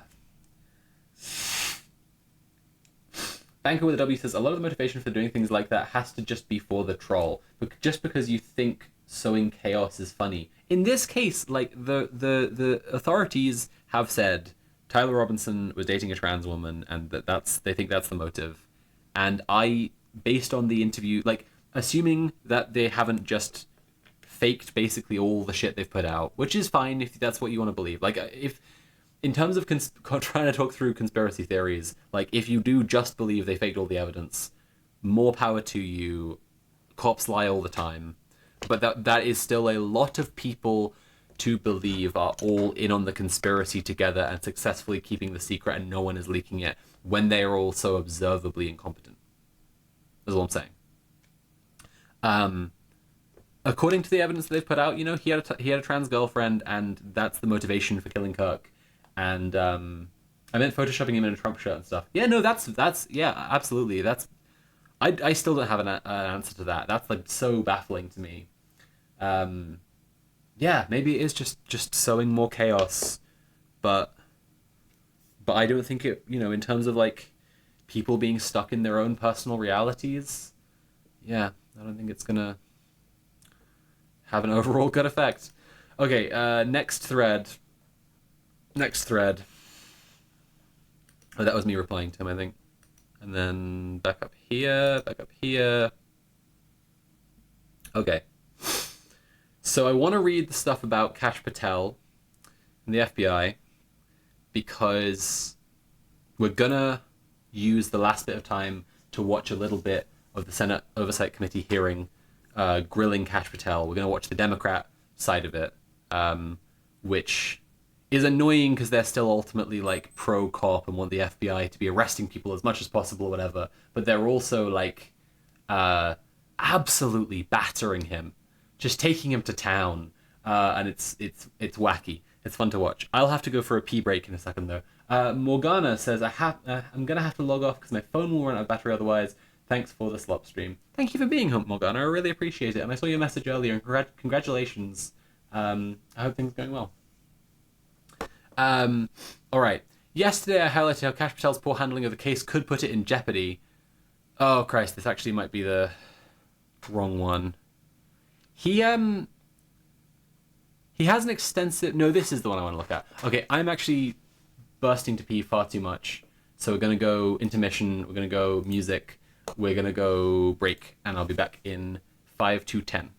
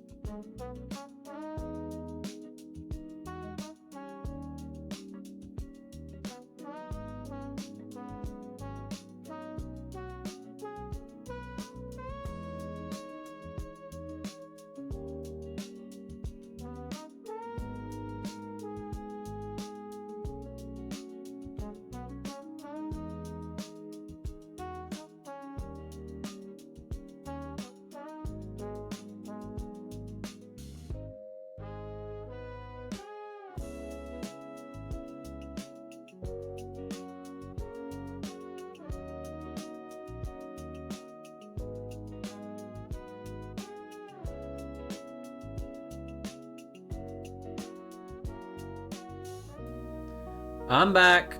Hello. Hello. Alright. We were looking at Adam Cochrane. We're going to carry on, and then we're going to go straight on from there to look at the Senate Oversight Committee hearing, and then we're going to wrap up the stream from there. So, I hope everyone's been enjoying the stream so far. Yeah, like I said, it's just really lovely to have so many people here supporting me and returning to streaming. I might do this weekly. We'll see. I'm not going to do this more than weekly. I'm going to say that. And, yeah, I'd like to. It's a lot of fun, and there's like a lot of stuff I want to say that I don't want to make a video, you know. And it'd also just be nice to, like, you know, hang out and play some games sometimes. Yeah. While I was away, I had messages from some very sweet people in my life who have been watching, who have also been enjoying the stream, and felt very uplifted to receive those. Alright, we are going back to Adam Cochrane's tweets now about the FBI, because chat, I mean, you know, hit me with your takes, but like, I don't know, yeah, like, I don't know how much people know about the FBI's handling of the Charlie Kirk case. It's complicated, but it's also the focus of a lot of like liberal misinformation around stuff, because they're talking like the incompetence of the FBI is going to sink the case against Tyler Robinson. And it's complicated because there are like 3 investigating bodies at least. There's the FBI, ATF, and the Utah sheriffs, and like it's not being tried as a federal crime. Whatever, we'll get into it. Okay. So yesterday I highlighted how Kash Patel's poor handling of the case could put it in jeopardy, but today the FBI's lead podcaster doubled down on stupid in a public interview that is a defense attorney's dream. Let's break down the incompetence. The thing that makes liberal like misinfo really hard is that there's always an attitude of smugness that is definitely like just assumes them to be right about anything, and it makes you want to go after them for just like even the smallest stuff like slightly wrong, even just like typos. But it's crazy making, specifically because of the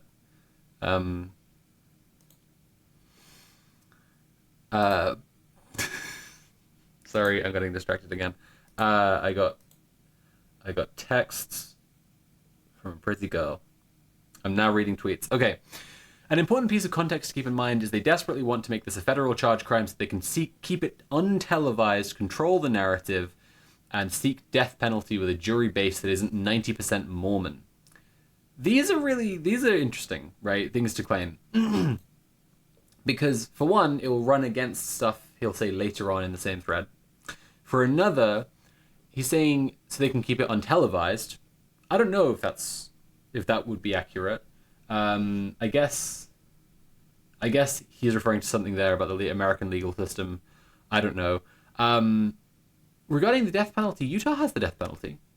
And, like, a fully premeditated assassin murder should absolutely, like, will absolutely be enough, surely, to meet their standard for the death penalty. And as for, like, a base that isn't 90% Mormon, I don't know, dog. Like, I've been very curious about just asking questions about, like, the political affiliation of, like, Mormons as a group for a long time, because they yes are Christians, so nominally should want to be nice, I guess, not want someone to die or something, but also like Mormons are massively disproportionately represented in the American intelligence community. And once I learned that, I was like, oh, there's something really interesting going on there, because they literally have an extra book of the Bible in Mormonism that says that America is a holy land, that says, like, Jesus came to America, and that God spoke to American settlers. Like, it literally is canonizing America as part of the biblical story, literally. And that makes it kind of implicitly nationalist.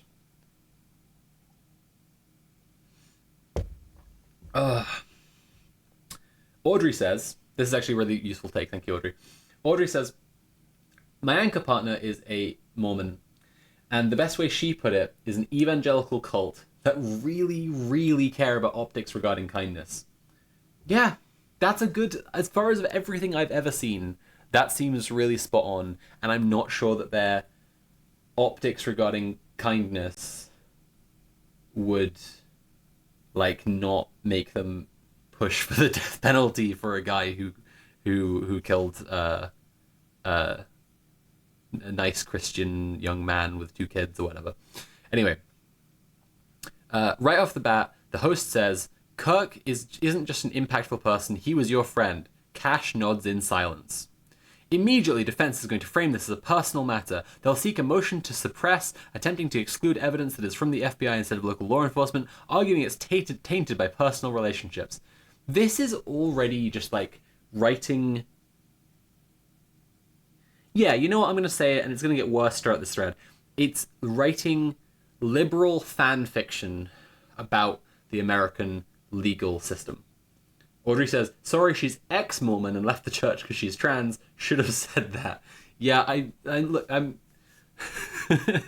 putting together data with my brilliant data mind, just like Adam Cochrane. I examined the available evidence that you're a Sophie from Mars chatter. She's your partner. And I didn't conclude she was probably like a hyper-conservative Mormon. I figured it was likely any given person in my chat as a transgender lesbian. I know my audience. So where are we? Personal matter. Yeah, this is liberal fan fiction about the American legal system and imagining that the American legal system like works just infinitely more fairly and to the letter of the law than it does. And like, yes, the defense could seek that motion to suppress or whatever, but also it's already like a reported fact of what happened that the FBI agents on the ground and the ATF people and the Utah sheriffs like didn't clue Kash Patel into what was happening properly, like until they were sure that he wouldn't be able to ruin it. They'd got the guy and he didn't know for like, I think it was like 10 hours. Literally, they knew on a moment-to-moment basis they would need to make sure he wasn't there fucking up evidence. they let him like walk through the crime scene. I have to imagine like imagining that he's like Will Graham and he's like reconstructing everything in his mind, fucking Rain Man style is how he tells it. And he like found a screwdriver, and it's just like the only evidence that he would have handled is stuff that other people already deemed unimportant because they know he's a buffoon.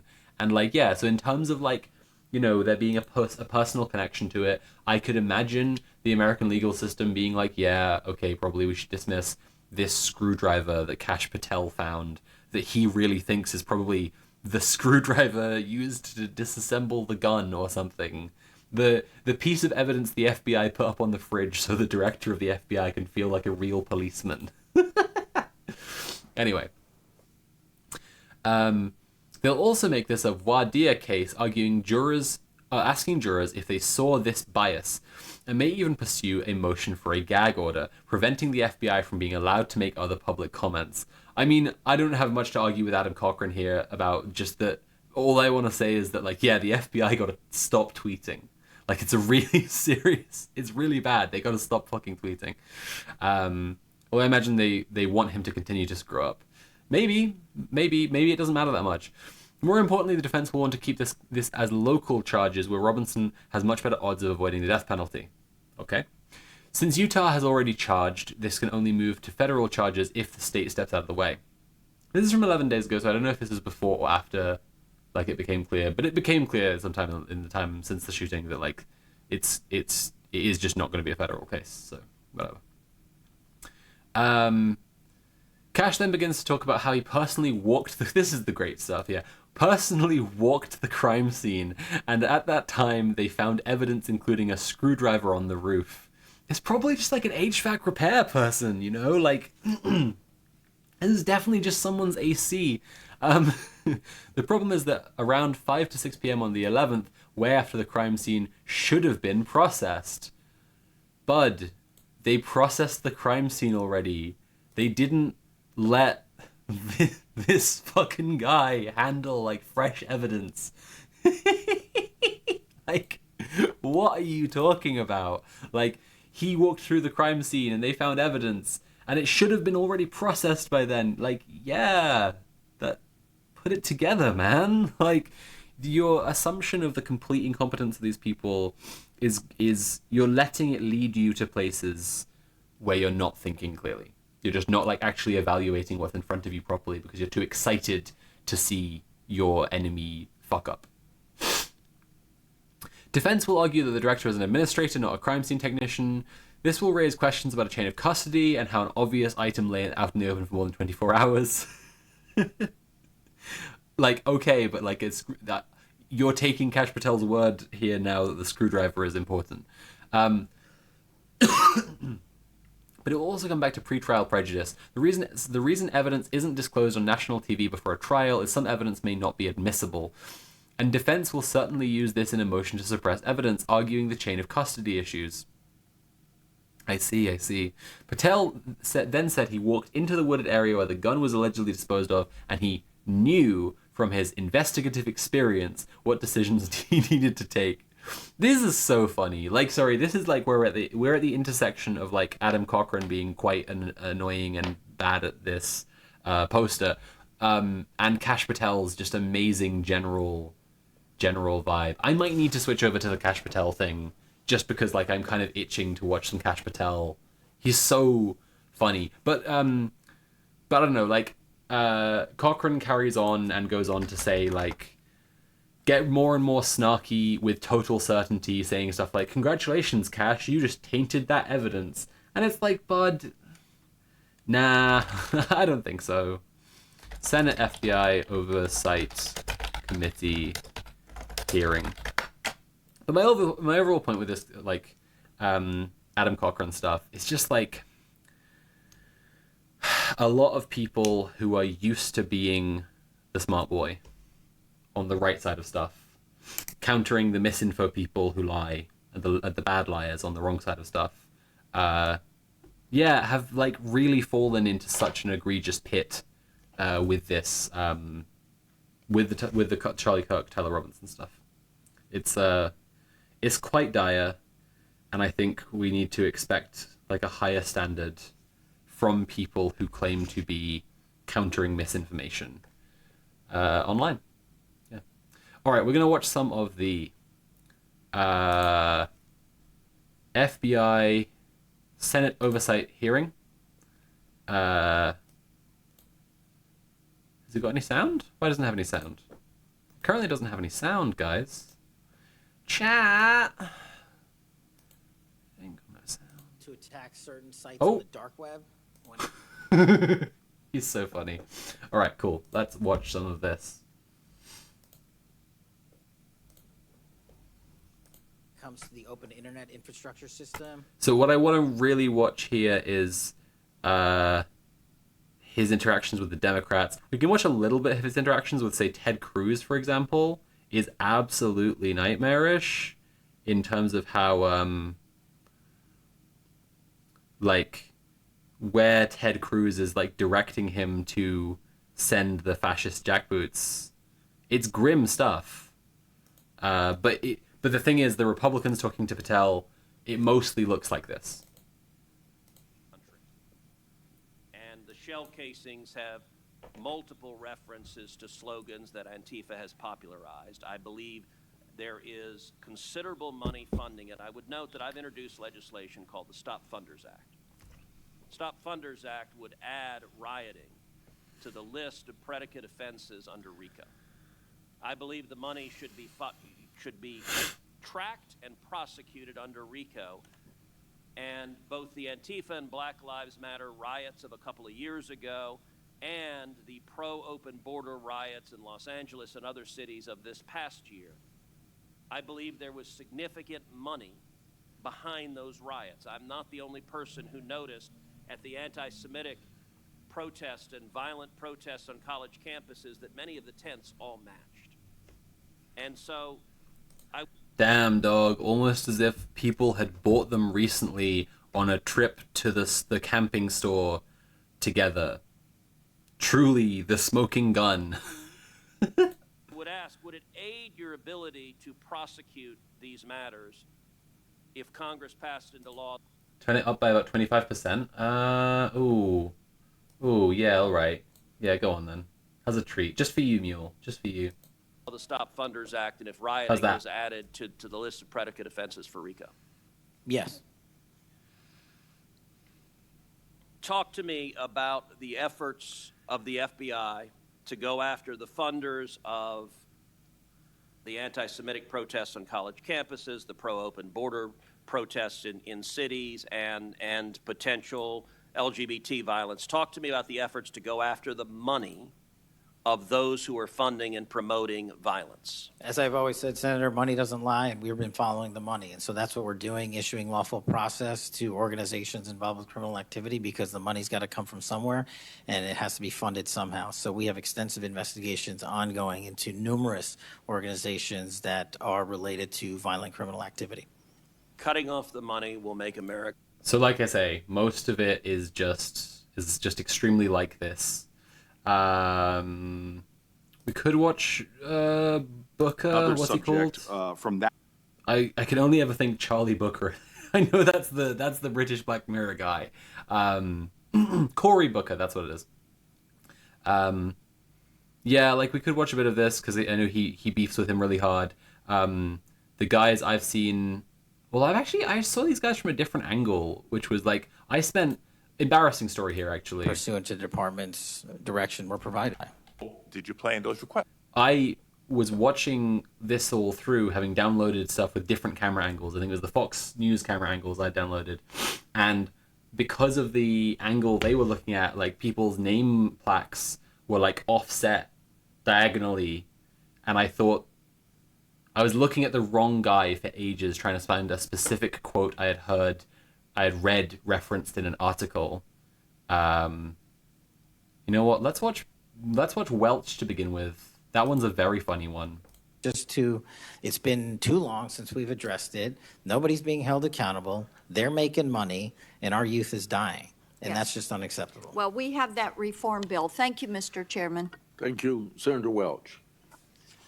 Thank you very much, Mr. Chairman. And just at the outset, I just want to say what I think all of us believe, and that is that the political violence that is so afflicting our country, it doesn't matter whether it's from the right or the left. I mean, all of us have an obligation to fiercely advocate for our point of view.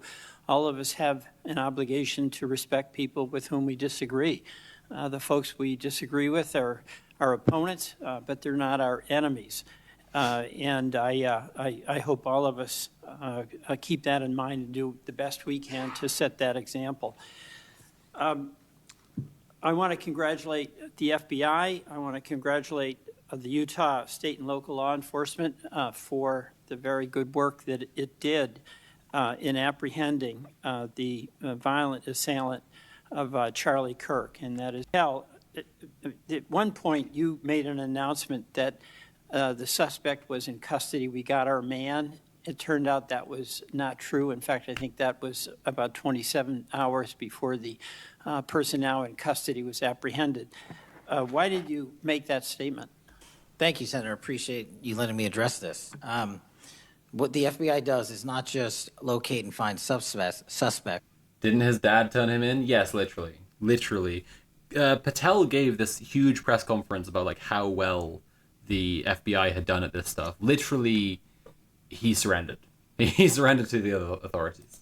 But we also participated in eliminating subjects. And what we had at the time was a subject in custody in relation to this investigation. So in my commitment to work with the public to help identify subjects and suspects, I put that information out. And then when we interviewed him, I put out the results of that. And could I have been more careful in my verbiage and included an A subject instead of subject? Sure, in the heat of the moment, but I was doing the best I could. In all candor, I don't quite get that, because if we have our man, that would suggest to the public that everybody can rest and relax and not then continue to provide information to local law enforcement and to you. Well, so that was a mistake.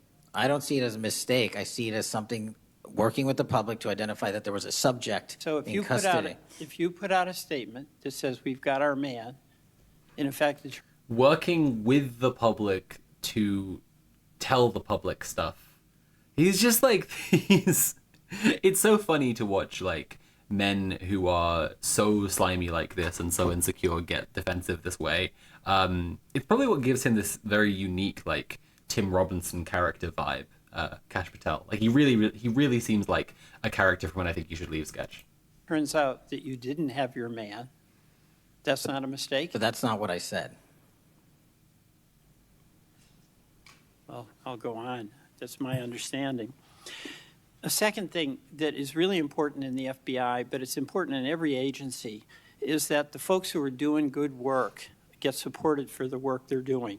And He just says a shit. number Yeah. of highly successful FBI agents have been let go, and I want to just ask you a little bit about that. You know who Brian Driscoll is, right? Yes. Yeah, okay. And my understanding is he served at the FBI for over 18 years. You agree? I believe that's accurate. Special agent in charge of the Newark office. He was commander of the FBI's hostage rescue team. That's a very prestigious and responsible position, correct? It is. Section chief of the Critical Incident Response Group's tactical section. You've got to be pretty good to get that high responsibility. You agree with that? Yes, sir. He oversaw 55 SWAT teams, and they're like the elite of the elite, right? They go in to the dangerous situations, right? He got a Medal of Valor for his participation in a raid on ISIS terrorist Abu Sayyaf.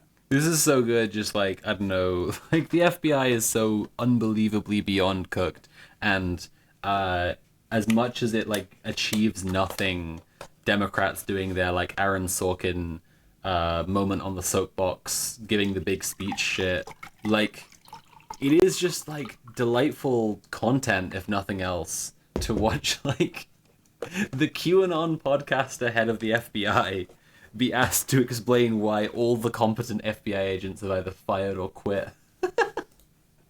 Who had kidnapped American citizens, Kyla Mueller, right? Mueller? Is that right? I know.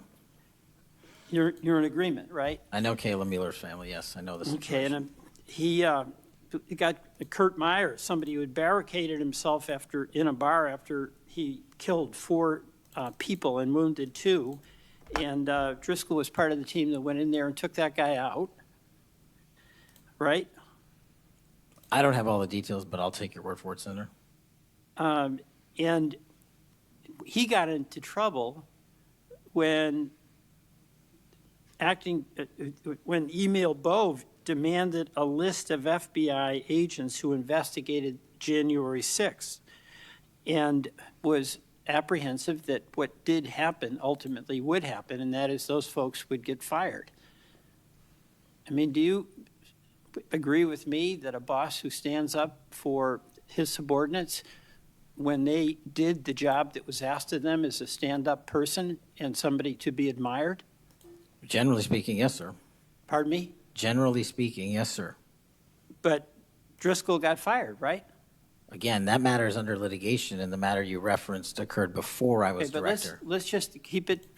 Dude literally sounds like he's talking to a teacher who he's in trouble with. Yeah, okay, and it's not just Senator Peter Welch's vibe with him either, right? Like, let's look at him with the previous guy.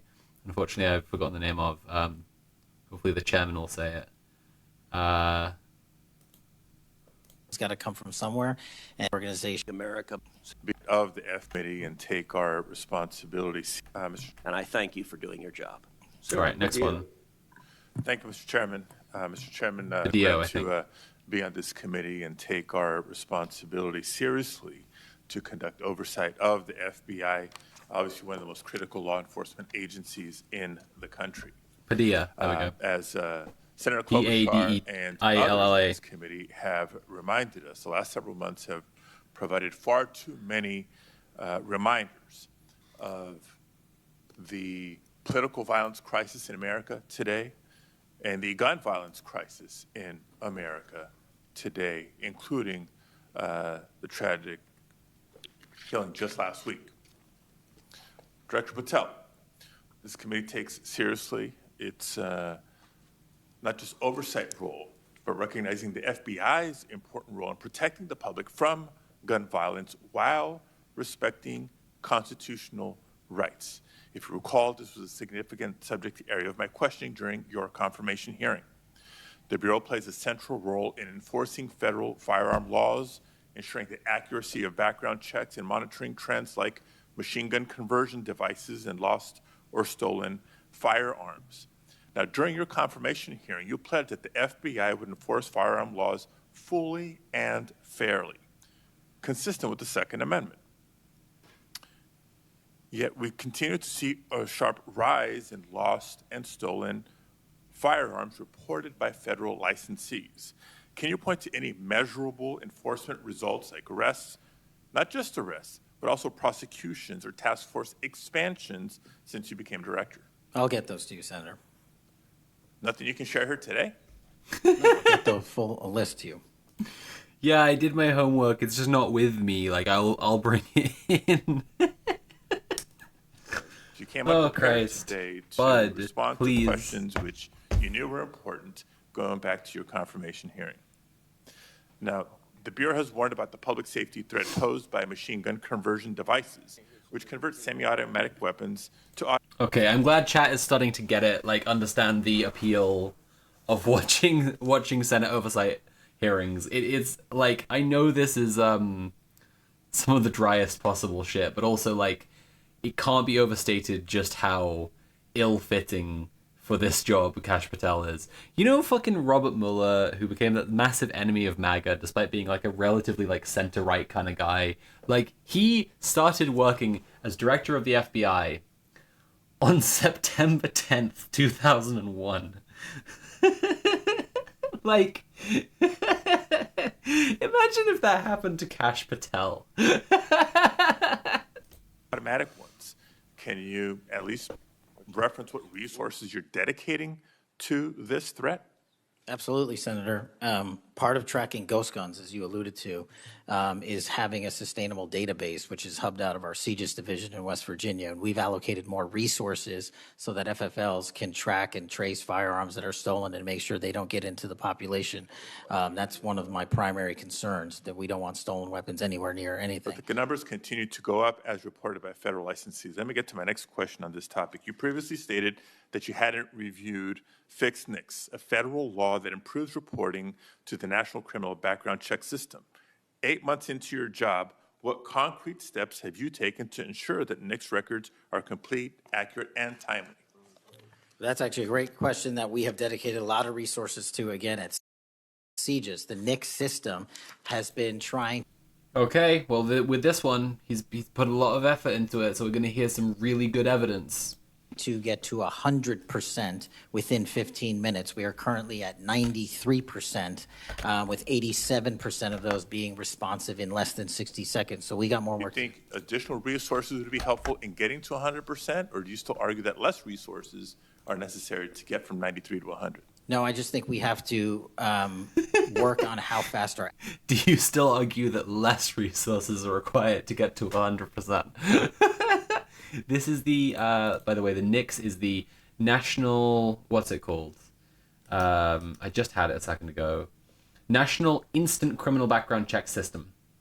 Yeah, it's supposed to make gun buying safer, so that only good guys with guns get to be the guys with the guns, and never ever the bad guys with the guns get the guns. He wants to get it to 100% instead of 93%. And, I guess in his confirmation hearing, he probably said this thing about it needs less resources. Actual infrastructure processes these things. On to a question about resources. The FBI's core mission is to counter terrorism, espionage, and major criminal threats. Now, recent large-scale reassignments to immigration enforcement or politically motivated investigations cause me concerns that other this bit's great. This is a great question, actually. Critical missions are being neglected. One example, in March of this year, you created a Tesla-related task force and diverted personnel from the domestic terrorism operations section to work on that task force. What risk analysis justified that decision, and do you still consider domestic violent terrorism to be a lower priority? Any form of terrorism, domestic or international, is the... He said terrorism. I'm sorry, I know this is like the pettiest thing. I know it's just doing, as I put it in my video, har har har, the fascist is so dumb. But he said terrorism. The highest priority at the FBI. Any form of terrorism, domestic or international, is the highest priority at the FBI. And when you say divert resources away from those missions, I don't believe that's accurate. We did not divert resources away. When cars were exploding and people were being set on fire, I directed resources to address it. well, then I'll suggest Independently here, in saying that, like, I know like every guy only gets like 5 minutes to talk to him, but to just let him say, like, when cars were exploding and people were being set on fire, referring to attacks on Tesla plants and Tesla dealerships, they're communist terrorists. Everything's computer and everyone is a communist and a terrorist. These communists and these computer terrorists. Oh, fucking Christ. It's good. It's nothing bad can happen. Only can good happen. Just in your follow-up, and we can make this more explicit in our questions for the record, that you provide the accurate information about the diversion of resources. Because, again, when I understand that you authorize large-scale agent reassignments from counterintelligence and cybercrime to not just immigration cases, but others, it has an impact on the other priorities like nation-state threats and ransomware investigations. Moving on to a different subject area. Safeguarding our elections is a core FBI responsibility. The public needs confidence that election security work is driven by facts and free from political influence. Mr. Director, do you agree with Attorney General Bondi's decision to disband the FBI Foreign Influence Task Force? The disbanding of that task force did not in any way reallocate or take away resources from that critical mission set. So then how are you mitigating the risk of foreign actors interfering in U.S. elections heading in to As I've highlighted 2026? through our cyber programs, which have seen a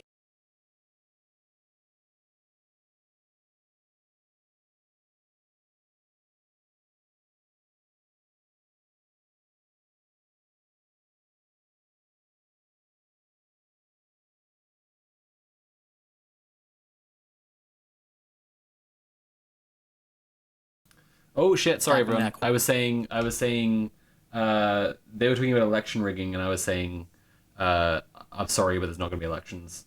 But yeah, let's go look at Cory Booker because I haven't read all of it, but I know that they clashed really badly, and Booker went after his ass really hard. Which, like, I'm no massive Booker stan or any of these Democrats.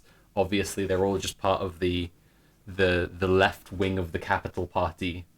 That makes America everything that it is. They are the same people as those in the British Empire who argued to make sure slavery was being done in all the legal ways. In other words, the people who provided the framework to make sure slavery happened. They're the same people. It's still a lot of fun. Monaco and Redstone. We are very proud of it, and thank you so much for your leadership. Senator Booker. Thank you, Mr. Chairman. Mr. Patel, I want to start off where we left off last time.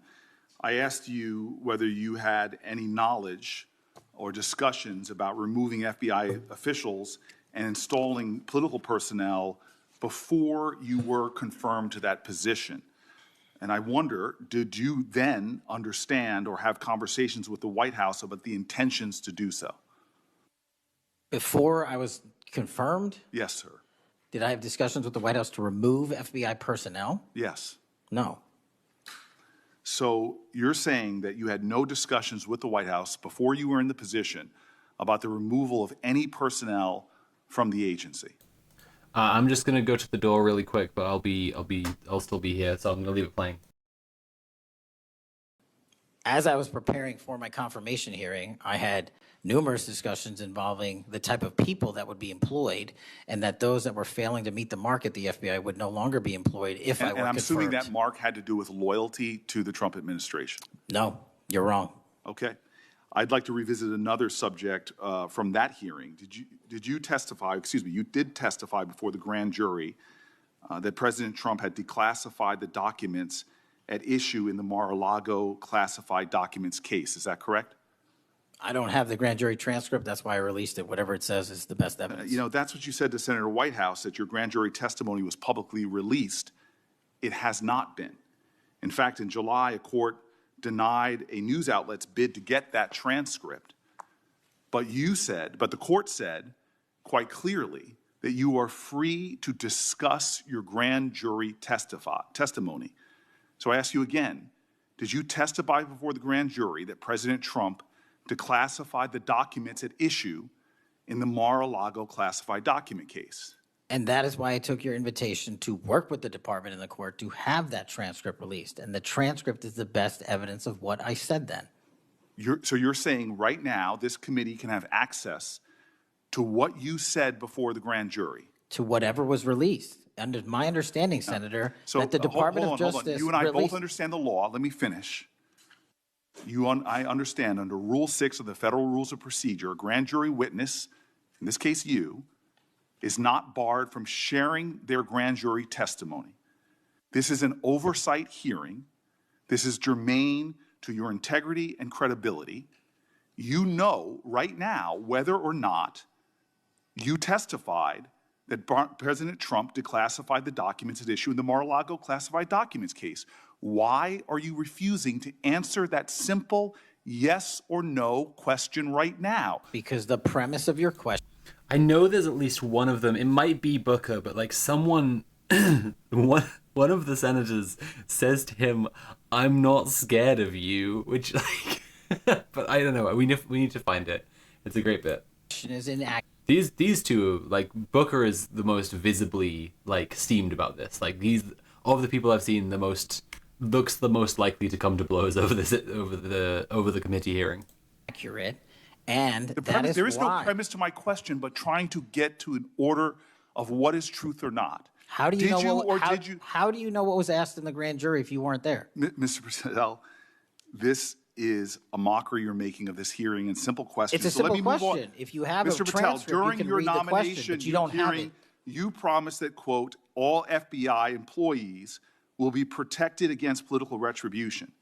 When I asked you, are you aware of any plans or discussions to punish in any way, including termination, FBI agents or personnel associated with the Trump administration, you explicitly said under oath that you were not aware of any plans to punish FBI agents. Stop asking me questions. This is literally terrorism. Associated with criminal investigations of Donald Trump.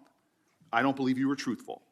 Firing FBI employees based solely on the cases that they are investigating, their case assignments, is illegal, and you know that. A new lawsuit that's been discussed numerous times, filed by 3 FBI officials, alleges that you carried out Donald Trump's campaign of retribution, in quotes, against FBI employees for, quote, failure to demonstrate sufficient political loyalty. One of those plaintiffs has been discussed today, Brian Driscoll. Now, we know 20 years of distinguished service to the FBI before you terminated him. Special agent in charge of FBI's Newark field office, where he operated with distinction. Medal of Valor winner, Shield of Bravery awards. He's a patriot. You terminated Driscoll via a letter dated October 8th, 2025, and in that letter you said that you were firing him pursuant to Article 2 of the Constitution. Well, you're not the President of the United States, and so I'm wondering under what authority you were allowed to terminate him. That matter is under litigation, and I'm not able to discuss it. Okay, well, discuss this. Did you have discussions with Stephen Miller about firing this particular person or about his continuance in the FBI? Not that I recall. How often do you speak to Stephen Miller? Frequently on our Homeland Security task forces. You frequently talk with Stephen Miller about subjects other than Homeland Security task force issues, correct? I frequently talk to Mr. Miller about Homeland Security task forces. Has Stephen Miller ever... Scrubbing through, there's definitely a bit here where he's, like, pointing at him a bunch, getting pretty agitated. This is probably it. Domestic and foreign attack because of your failures of leadership. I don't think you're fit to hand the bureau. But here's the thing, Mr. Patel. I think you're not going to be around. He thinks he's being so sassy, like flipping his little book closed. Like he's just like, if he had hair, he'd be doing like, you know, the full flip. It's incredible. Around long. I think this might be your last oversight hearing, because as much as you supplicate yourself to the will of Donald Trump and not the Constitution of the United States of America, Donald Trump has shown us in his first term and in this term, he is not loyal to people like you. He will cut you loose. This may be the last time I have a hearing with you because I don't think you're long for your job. But I'm going to tell you this. I pray for you. I pray for you. He's doing a legally blonde, but less legally bald. He's doing legally bald. That you can step up and defend your oath, defend the Constitution, and do a much better job of defending this country. Thank you, Mr. Chairman. Do you want to say anything? Yes, sir. At this point? That rant of false information does not bring this country together. If you want to work on bringing this country, it's my time, not yours. My God. If you want to talk about dividing this country, it is I my follow time. you on your social media posts that It is tear my you time. apart. I follow you on Twitter. Oh, fuck. It's coming to pieces. It's so bad. To address your falsehoods. Oh, you are an you can try embarrassment all to you the division want in this country. to not Senator, take it is responsibility my time. for what You had have your said. time. Sir, you're Your making time a is mockery of this over. committee. Sir, you don't tell me my time is over. You the know how people far of New we've Jersey come tell me since what you my tell- time is. Senator- You can't lecture me. You can tell me Sir, my time's over? You may be the charge of the I'm not FBI, going anywhere. but I am not afraid of you, sir. Mr. Chairman. Not afraid of This you. is good as Mr. Chairman, fuck. point of order. Senator Booker, I announced at the beginning of this meeting that this back and forth talking over each other doesn't work. And I said if that happened, I asked Patel not to respond, and I was going to give him some time after the senator's time was up to respond, and he has the privilege to do that uninterrupted. Mr. So Chairman, one point of order. Go ahead, Mr. I've Patel. watched him talk over us, and you've never once criticized him for us not even being able to get our questions out. Well, he has been rude and disrespectful to senator after senator. And when the senators were not giving him a chance to answer, I didn't stop the senator either. Go ahead, Senator. Thank you, Mr. Chairman. If the FBI Sorry, but like everyone in this room is brandoning to some degree or other. That guy just called Director Patel like senator. I was making fun of like Patel for saying terrorism, but like Cory Booker isn't saying words so good either. I'm fucking not saying words good. Like we're all brandoning together. It's all the microplastics just filling up our brains completely. This is so bad though. Like this is so dire. Fucking hell. Under my 7-month leadership, we're failing this administration in this country. Why do we have 23,000 violent felons arrested this year alone? A 200, a double increase from that time last year. Why is it that we have seized 6,000 weapons? Why have we found 1,500 child predators and arrested them? Why have we 300 human traffickers in jail? If I'm so bad at my job, why are there 1 million pedophiles in America? Huh? How about that? Why have we found and identified 4,700 children? Why have we seen 1,600 kilograms of fentanyl in enough to kill a third of the American public, a 25% increase alone from last year? 88,000 kilograms. He says that like he's planning to kill the American public with the fentanyl. Also, kilograms of cocaine seized, 7,000 kilograms of meth seized, and that's just on our criminal operations in summer heat. Hang on. 7,000 kilograms of meth seized here. 88,000 kilograms of cocaine seized. 7,000 kilograms of meth seized. Okay, so this one's really good. This one's really, really good. 7,000 kilograms of meth seized. 7,000 has everyone got this locked in? 7,000 kilograms of meth seized. Seized FBI meth. Let's fucking go. Live screen transition. Here it is. 7,000 kilograms of meth seized. And what's this? Oh dear. Oh. Smoke cloud from meth seized by FBI sends Montana animal shelter workers to hospital. The future of Montana Animal Shelter remains uncertain after a cloud of smoke from 2 pounds of methamphetamine seized and incinerated by the FBI filled up the building and sent workers to the hospital. The smoke started to fill the building out of the non-profit Yellowstone Valley Animal Shelter in Billings on Wednesday, while the FBI used an incinerator at the animal shelter to burn the drugs, city officials said. The shelter's 75 dogs and cats were relocated up into foster homes. Oh my god. Oh god. Halverson, who runs it, said she had a very intense headache and sore throat. Others had dizziness, sweating, and coughing. Yeah, because they got fucking dosed with a meth cloud. They got fucking got in the meth cloud. Like, holy shit. And he's using that, of all things, to defend himself? 7,000 kilograms of meth lit on fire and pumped directly into animal shelters. And that's just on our criminal operations in summer heat. How is it possible that we are taking 8 kilograms off the streets of the cities in New Jersey and preventing the deaths of 607,000 people this year alone, a failure of the FBI and my leadership? How is it that we have counterintelligence arrests already this year exceeding the numbers from the entirety of last year? 33% increase in PRC, 83% in Russia, 60% in the CI space as it relates to Iran, and we haven't even talked about CT, the southern border, the northern border. Before Senator Cruz, I kind of feel like a broken record today. All this interest in FBI termination, yet my colleagues showed no intent or interest. All right, let's go look at the last one. I think the last one might be the one where they all get to really yelling. Or is this guy? No, this guy might be Republican. Hang on, you know what we can... It was much easier to tell on the Fox News footage because all of the Democrats were facing one way and all the Republicans were facing the other way per the actual structure of the room. But here I just gotta kind of go by turns. So if that's Welch, he's a Democrat. And then there's some lady, she must be a Republican. This guy must be a Democrat. And then this is the last guy, he must be a Republican. So it's this guy we're looking at. Decided on their own, without any consultation with Blanche or anyone else, that they were going to suddenly, after this interview, completely unrelated actions taken by their nation here. At the time, after the light thing, Dr. Patel, or Director Patel, Senator Schiff. Thank you, Mr. Chairman. Mr. Patel, during your confirmation hearing, you made several important commitments. For instance, you told Senator Coons there will be no politicization at the FBI. There'll be no retributive actions taken by any FBI should I be confirmed as FBI director.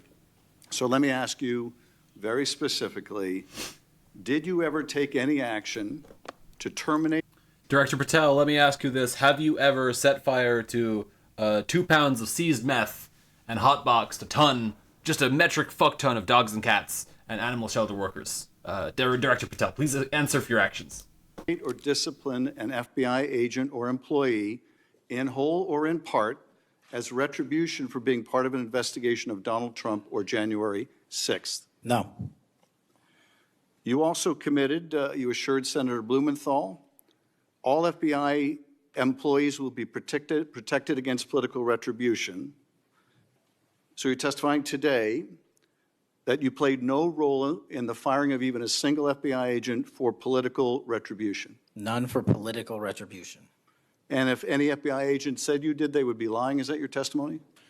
I'm only speaking to my actions. Everybody is allowed to make their allegations. Oh, no, these are allegations against you. And so, Mr. Patel, if FBI, senior FBI agents or employees said that you were firing them for political retribution reasons because of the cases they were assigned, you're saying they would be lying. Is that anyone that was terminated at the FBI was done so for failing to meet the standards, uphold their constitutional oath, and effectuate the mission. Well, by meet the standards, are you talking about meet the standards of protecting the president under any circumstance? No. You also guaranteed Senator Blumenthal that every FBI employee will be held to the same, absolute same standard. No one will be terminated for case assignments. Are you testifying today that you never terminated anyone at the FBI, in whole or in part? I just realized you probably can't see this all that well, but there's something really bizarre happening, and I don't want to derail the stream here too much because I want to watch this and then wrap up because it's already 10 now. But there's something really fucking bizarre happening. How are we gonna do this? Window capture, and then just shift the whole thing down a little bit. And then, oh, is it cropped? I've cropped it? Oh, nuts. No, I can't show it. You can see just the very edge of it, I guess. Behind Schiff here. Am I on screen? Because that's the edge of a lady's finger. There's a manicured set of nails holding up this picture of someone. And I don't know if there's any point at which they zoom out and we can see why some lady is showing a big picture behind Schiff. Oh, she's not doing it at the start. That's her there. Okay. Bizarre. All right. of a prior case assignment. No one at the FBI is terminated for case assignments alone. Well, I'm asking about you, Mr. Patel. Did you, in whole or in part, terminate anyone at the FBI because they worked on the Trump investigation or because they worked on January 6th? No one at the FBI has been terminated for case assignments alone. Okay, you're saying alone. Does that mean they were terminated in part because they were assigned to a January 6th case or assigned to the Mar-a-Lago case? You're being very precise here, Mr. Patel. You're saying alone. That means they were fired in part because they were assigned those cases. Is that your testimony? Absolutely not. But if you want to keep putting words in my mouth, then go let ahead. me ask you, let's strip away the word alone. Did you terminate or participate in any discipline of any FBI employee in whole or in part because of their work on an investigation of Donald Trump or January 6th? Yes or no? Any terminations at the FBI by employees. No, I'm since asking you a very specific And I'm question. going to answer the question, but you don't like the answer because it's the No, truth and it guts want your an answer to my narrative. question. I don't want an answer to someone else's question. So let me just be precise, and I ask for a yes or no answer. Did you ever terminate or discipline an FBI employee in whole or in part because they had been assigned or worked on an investigation of Donald Trump or January 6th? FBI yes or no? employees are only terminated Yes if or they no? fail. Extremely steamed hams coded discourse. Yeah, no, this is insane. This is insane. Who was it who said he just can't say no? Yeah, Fairthingale said, bro, fully just can't say no. Like, just say no. Like, just say, like, no, right? Because, like, that's the side you're arguing in this. Like, at this point, you're already cooked if there is evidence that you did this. You may as well fucking lie, to be honest. To be honest, Cash, just say no. Like, uphold their oaths of Yes or office no? and duty. You're not at answering the my FBI question. I don't have to answering my answer your question yes or no because you're setting up a trap so you can have a media I'm narrative. not setting up a trap. And I'm not giving it to you. Unless it's true that you fired people. People in have whole been or in part terminated at because the they- FBI who failed to uphold They were the assigned standards to. that the FBI requires them to uphold. Did you tell anyone at the FBI that all FBI employees who they identified who had worked on cases against President Trump would be removed from their jobs? Did you tell that to someone at the FBI? Say that I would remove people for case assignments? That people that were identified as having worked on cases against President Trump would be removed from their jobs. Did you tell that to someone at the FBI? People are not removed But for just case answer my assignments. question. Just answer my question. Did you tell that to People someone? are not removed for case No, assignments. you're not answering my question. And I would Mr. never Patel, tell anyone. Did you tell someone at the FBI that FBI employees identified as having worked on cases against President Trump would be removed from their jobs? Yes or no, did you tell someone that? I would never tell anyone at the FBI that they're being removed for basically their case assignments. Okay, so anyone who said that would be lying. Is that your testimony? Anyone can say whatever they want. No, I know, but you're saying they were a liar. I'm telling you what I said. Because this is in the complaint against you. Fairthingale says my head is imploding, it's unreal. And others are... Yeah, no, it is completely surreal. This is why I was pointing out as well, like the hand holding up the, this whatever this picture is, like all of this just comes together to be such a hauntingly bizarre spectacle. Like if David Lynch like directed a Senate Oversight Committee hearing, it would go a bit like this, I think. Liars. I'm not going to address the complaint in the ongoing Okay, well then let me ask you, have you ever told anyone at the FBI that the FBI tried to put the president in jail and he hasn't forgotten it, and that your job depended on the removal of agents who worked on cases against the president? No. Did you ever tell anyone that? No. Okay.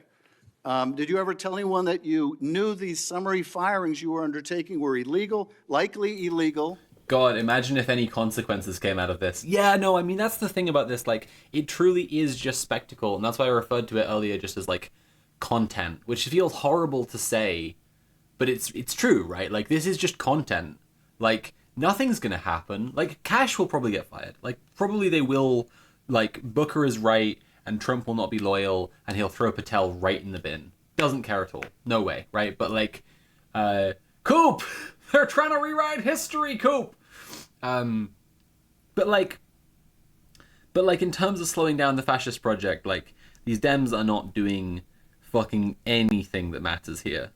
Not a drop. But it is good content. And that you would be sued and later deposed. Do you ever tell anyone that? No firings at the FBI or terminations were done for anything other than justified Do you ever cause. tell anyone that, Mr. No, Patel? Why don't you no answer my question? terminations at the FBI were ever done in my tenure for anything other than failing Did you ever to tell uphold anyone their that, oath of Mr. Patel? You willing to office answer or the their- question? The FBI. I guess I you're have not willing to answered answer the it. question. So let me move on. Let me move on to the Epstein files. You said you're the most transparent FBI director in Yay! history, so I'm going to put you to the test.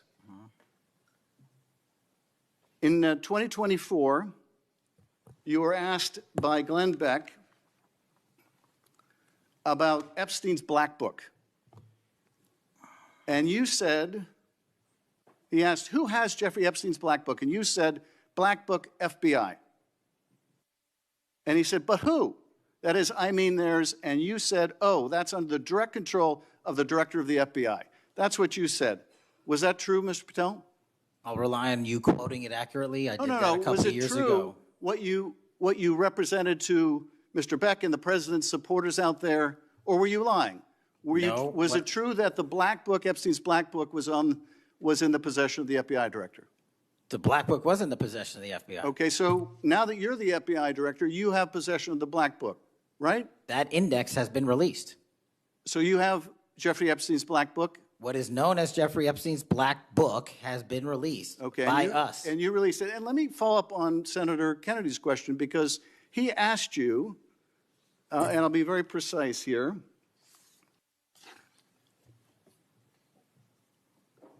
You've seen most of the files. Who, if anyone, did Epstein traffic these young women to besides himself? And you said, himself. There's no credible information, none. If there were, I would bring the case yesterday that he trafficked to other individuals. He trafficked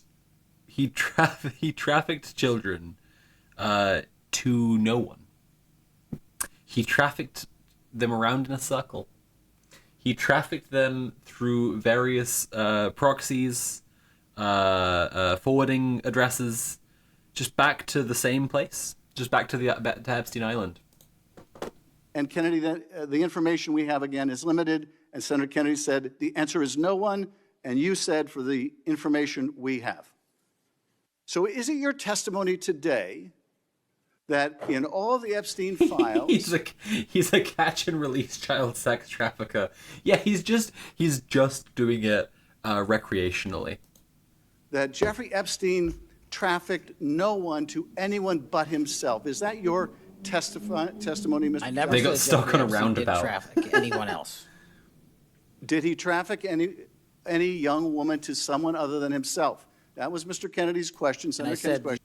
I wish they wouldn't be saying young woman. Like, we all understand what this is about, man. Like, he's the most famous pedophile in the entire world. Whatever. The information that 3 administrations have had access to I'm have asking- made determinations that there are no investigative leads that were credible to prosecute and investigate any others. I'm specifically I'm asking stating you whether we it's were your working testimony today. Well, you just read that it, and I said it 10 minutes ago, so let the record reflect my... By the way, I don't know if I've really ever said this, but, like, the Epstein stuff, like, the plane is what gets me. Like, if people have this, like, guy who's, like, known to the rich and powerful as their, like, party friend or whatever, do I believe that, like, because Elon Musk is in a picture with Ghislaine Maxwell, he's a pedophile? No, I believe it more just basically because the ruling class are all pedophiles, right? But the plane is like, you don't get on a plane called the Lolita Express knowingly unless you are like Hunter S. Thompson or the Big Lebowski. The situation where you wind up having to take a ride on the Lolita Express just because it's the most convenient way for you to get somewhere is like part of an Always Sunny episode. I just want to make sure Yes, the plane was called the Lolita Express. there's no misunderstanding, because there are victims like Virginia Guifer who have testified otherwise, who have said otherwise, and you're telling the American people today that the Epstein list is a single name and it's Jeffrey Epstein. That's what we're to believe? That's not what I'm saying. That's what you're saying. And Well, you let can me- say let me whatever ask you want. Let me ask you this. When Todd Blanche went to interview Ghislaine Maxwell, she said, but did I think these guys were coming for that? I really don't. If you met Epstein, there's no way that this cast of characters, of which it's extraordinary, and some are in your cabinet, who you value as your co-workers and you know would be with him if he was a creep or because they wanted sexual favors. A man wants sexual favors, he will find out they did. Wait, Mule, you didn't know about the Lolita Express. Yeah, no, this is what I... I'm so glad I could teach you that. I'm so glad I got to be the person who taught you that. South Park ass select committee hearing. Yeah, super real. No, but this is what I mean when I say, like, that's the worst shit. Like, you just don't get on a plane called the Lolita Express knowingly. Like, that's not happening to a real person who isn't just, like, fine with trading off this guy's definitely a pedophile, but I will get a free like private jet ride and parties and whatever and be in the cool club and probably no one will ever find out. Like that logic of as well, like it's all under the logic of like no one will ever find out, right? It's all under the thinking that no one will ever be like looking at their actions. So disgusting. Anyway. Didn't have to come to Epstein for that.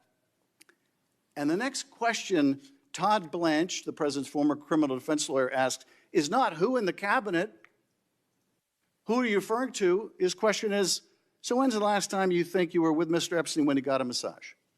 So let me ask you, who are those cabinet members that Ghislaine Maxwell was referring to that, that were part of this cast of characters associated with Mr. Epstein? Who are they? The Deputy Attorney General took the aggressive step that no one else did and interviewed Miss Maxwell for 2 days, and we released the entirety of that transcript. Who are the cabinet members? I do not have that transcript in front of me. Does everyone here know that Ghislaine Maxwell is like the first Redditor to reach 1 million Reddit karma and is like the 14th most prolific Redditor of all time? Does everyone here know that? Because if not, like I'm now realizing there are like facts to do with stuff that I consider to be, you know, hyper common knowledge because I'm very autistic about politics. That like people might not know. We're picking it piecemeal. The American public can read the entirety of that. One last question, because you clearly won't tell us the cabinet members associated with Mr. Epstein. Let me ask you one. Genuinely, he wasn't even hiding it. He named his plane after the pedo book. Yeah, I mean, honestly, yeah, like if you're flaunting around a love of Nabokov, you gotta be comfortable at least with some people assuming you are like an adrenochrome huffing level of evil. Like, for real. One last question. And that is, right after she gives this testimony in front of an FBI agent, among others, she's transferred to a minimum security prison not suitable for a sex offender like herself. Who made that decision and why? The Bureau of Prisons. The Bureau of Decisions made it in prisons. The Bureau of Prisons decided on their own, without any consultation with Blanche or anyone else, that they were going to suddenly, after this interview, completely unrelated to this interview, completely unrelated to anything she said, move her to a prison not suitable for a sex offender. You want the American people to believe that? Do you think they're stupid? No. I think the American people believe the truth, that I'm not in the weeds on the everyday movements of you're inmates. Not in the weeds? What I am doing is protecting this country, providing historic reform, and combating the weaponization of intelligence by the likes of you. Yeah, no, that prisons.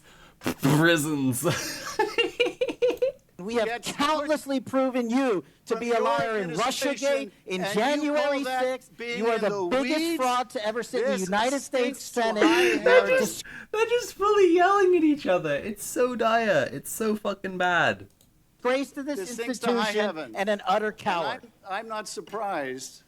I'm not surprised that you continue to lie from your perch and put on a show so you can go raise money for your charade. You are a political buffoon at best.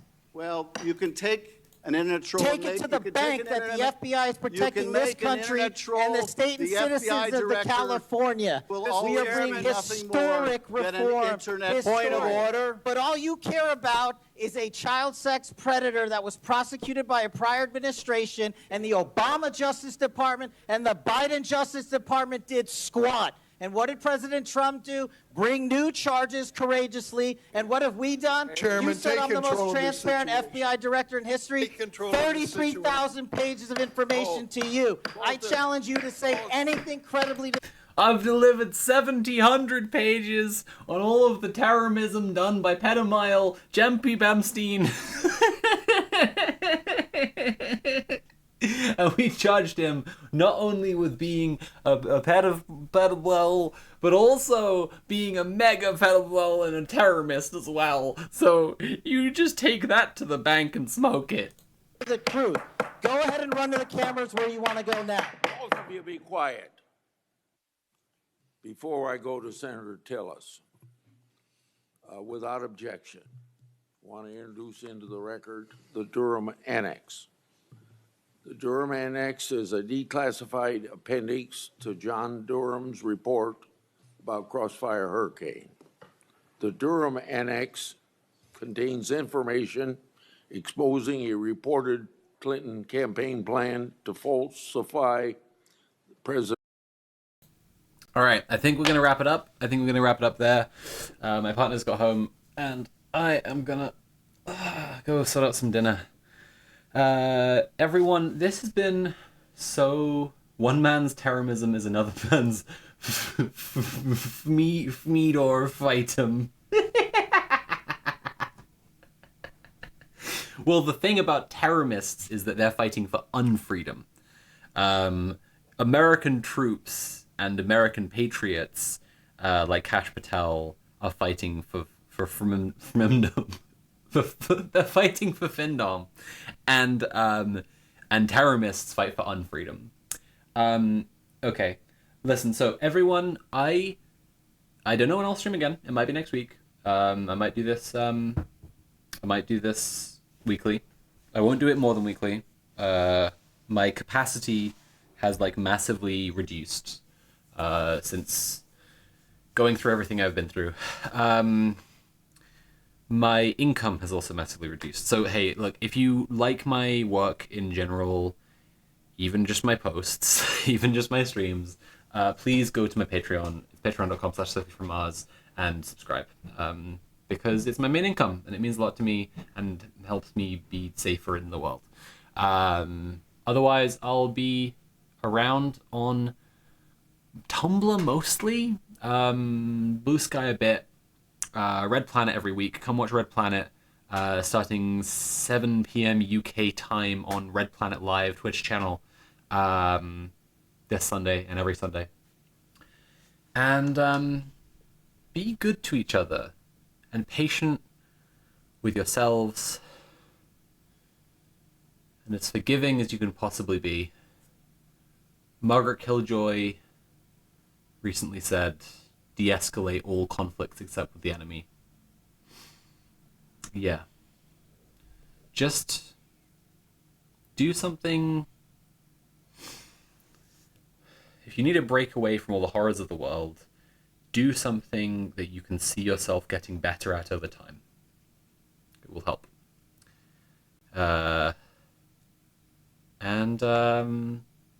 Yeah. Hit me up with Tumblr asks. I love getting asks. It's one of my new favorite things in social media. I am not going to raid anyone right now because I've been so out of the Twitch ecosystem. I have no idea who's good right now. But yeah, let's do this again. Yeah, check out my Patreon and check out Red Planet and be excellent to one another. Thank you all for turning up.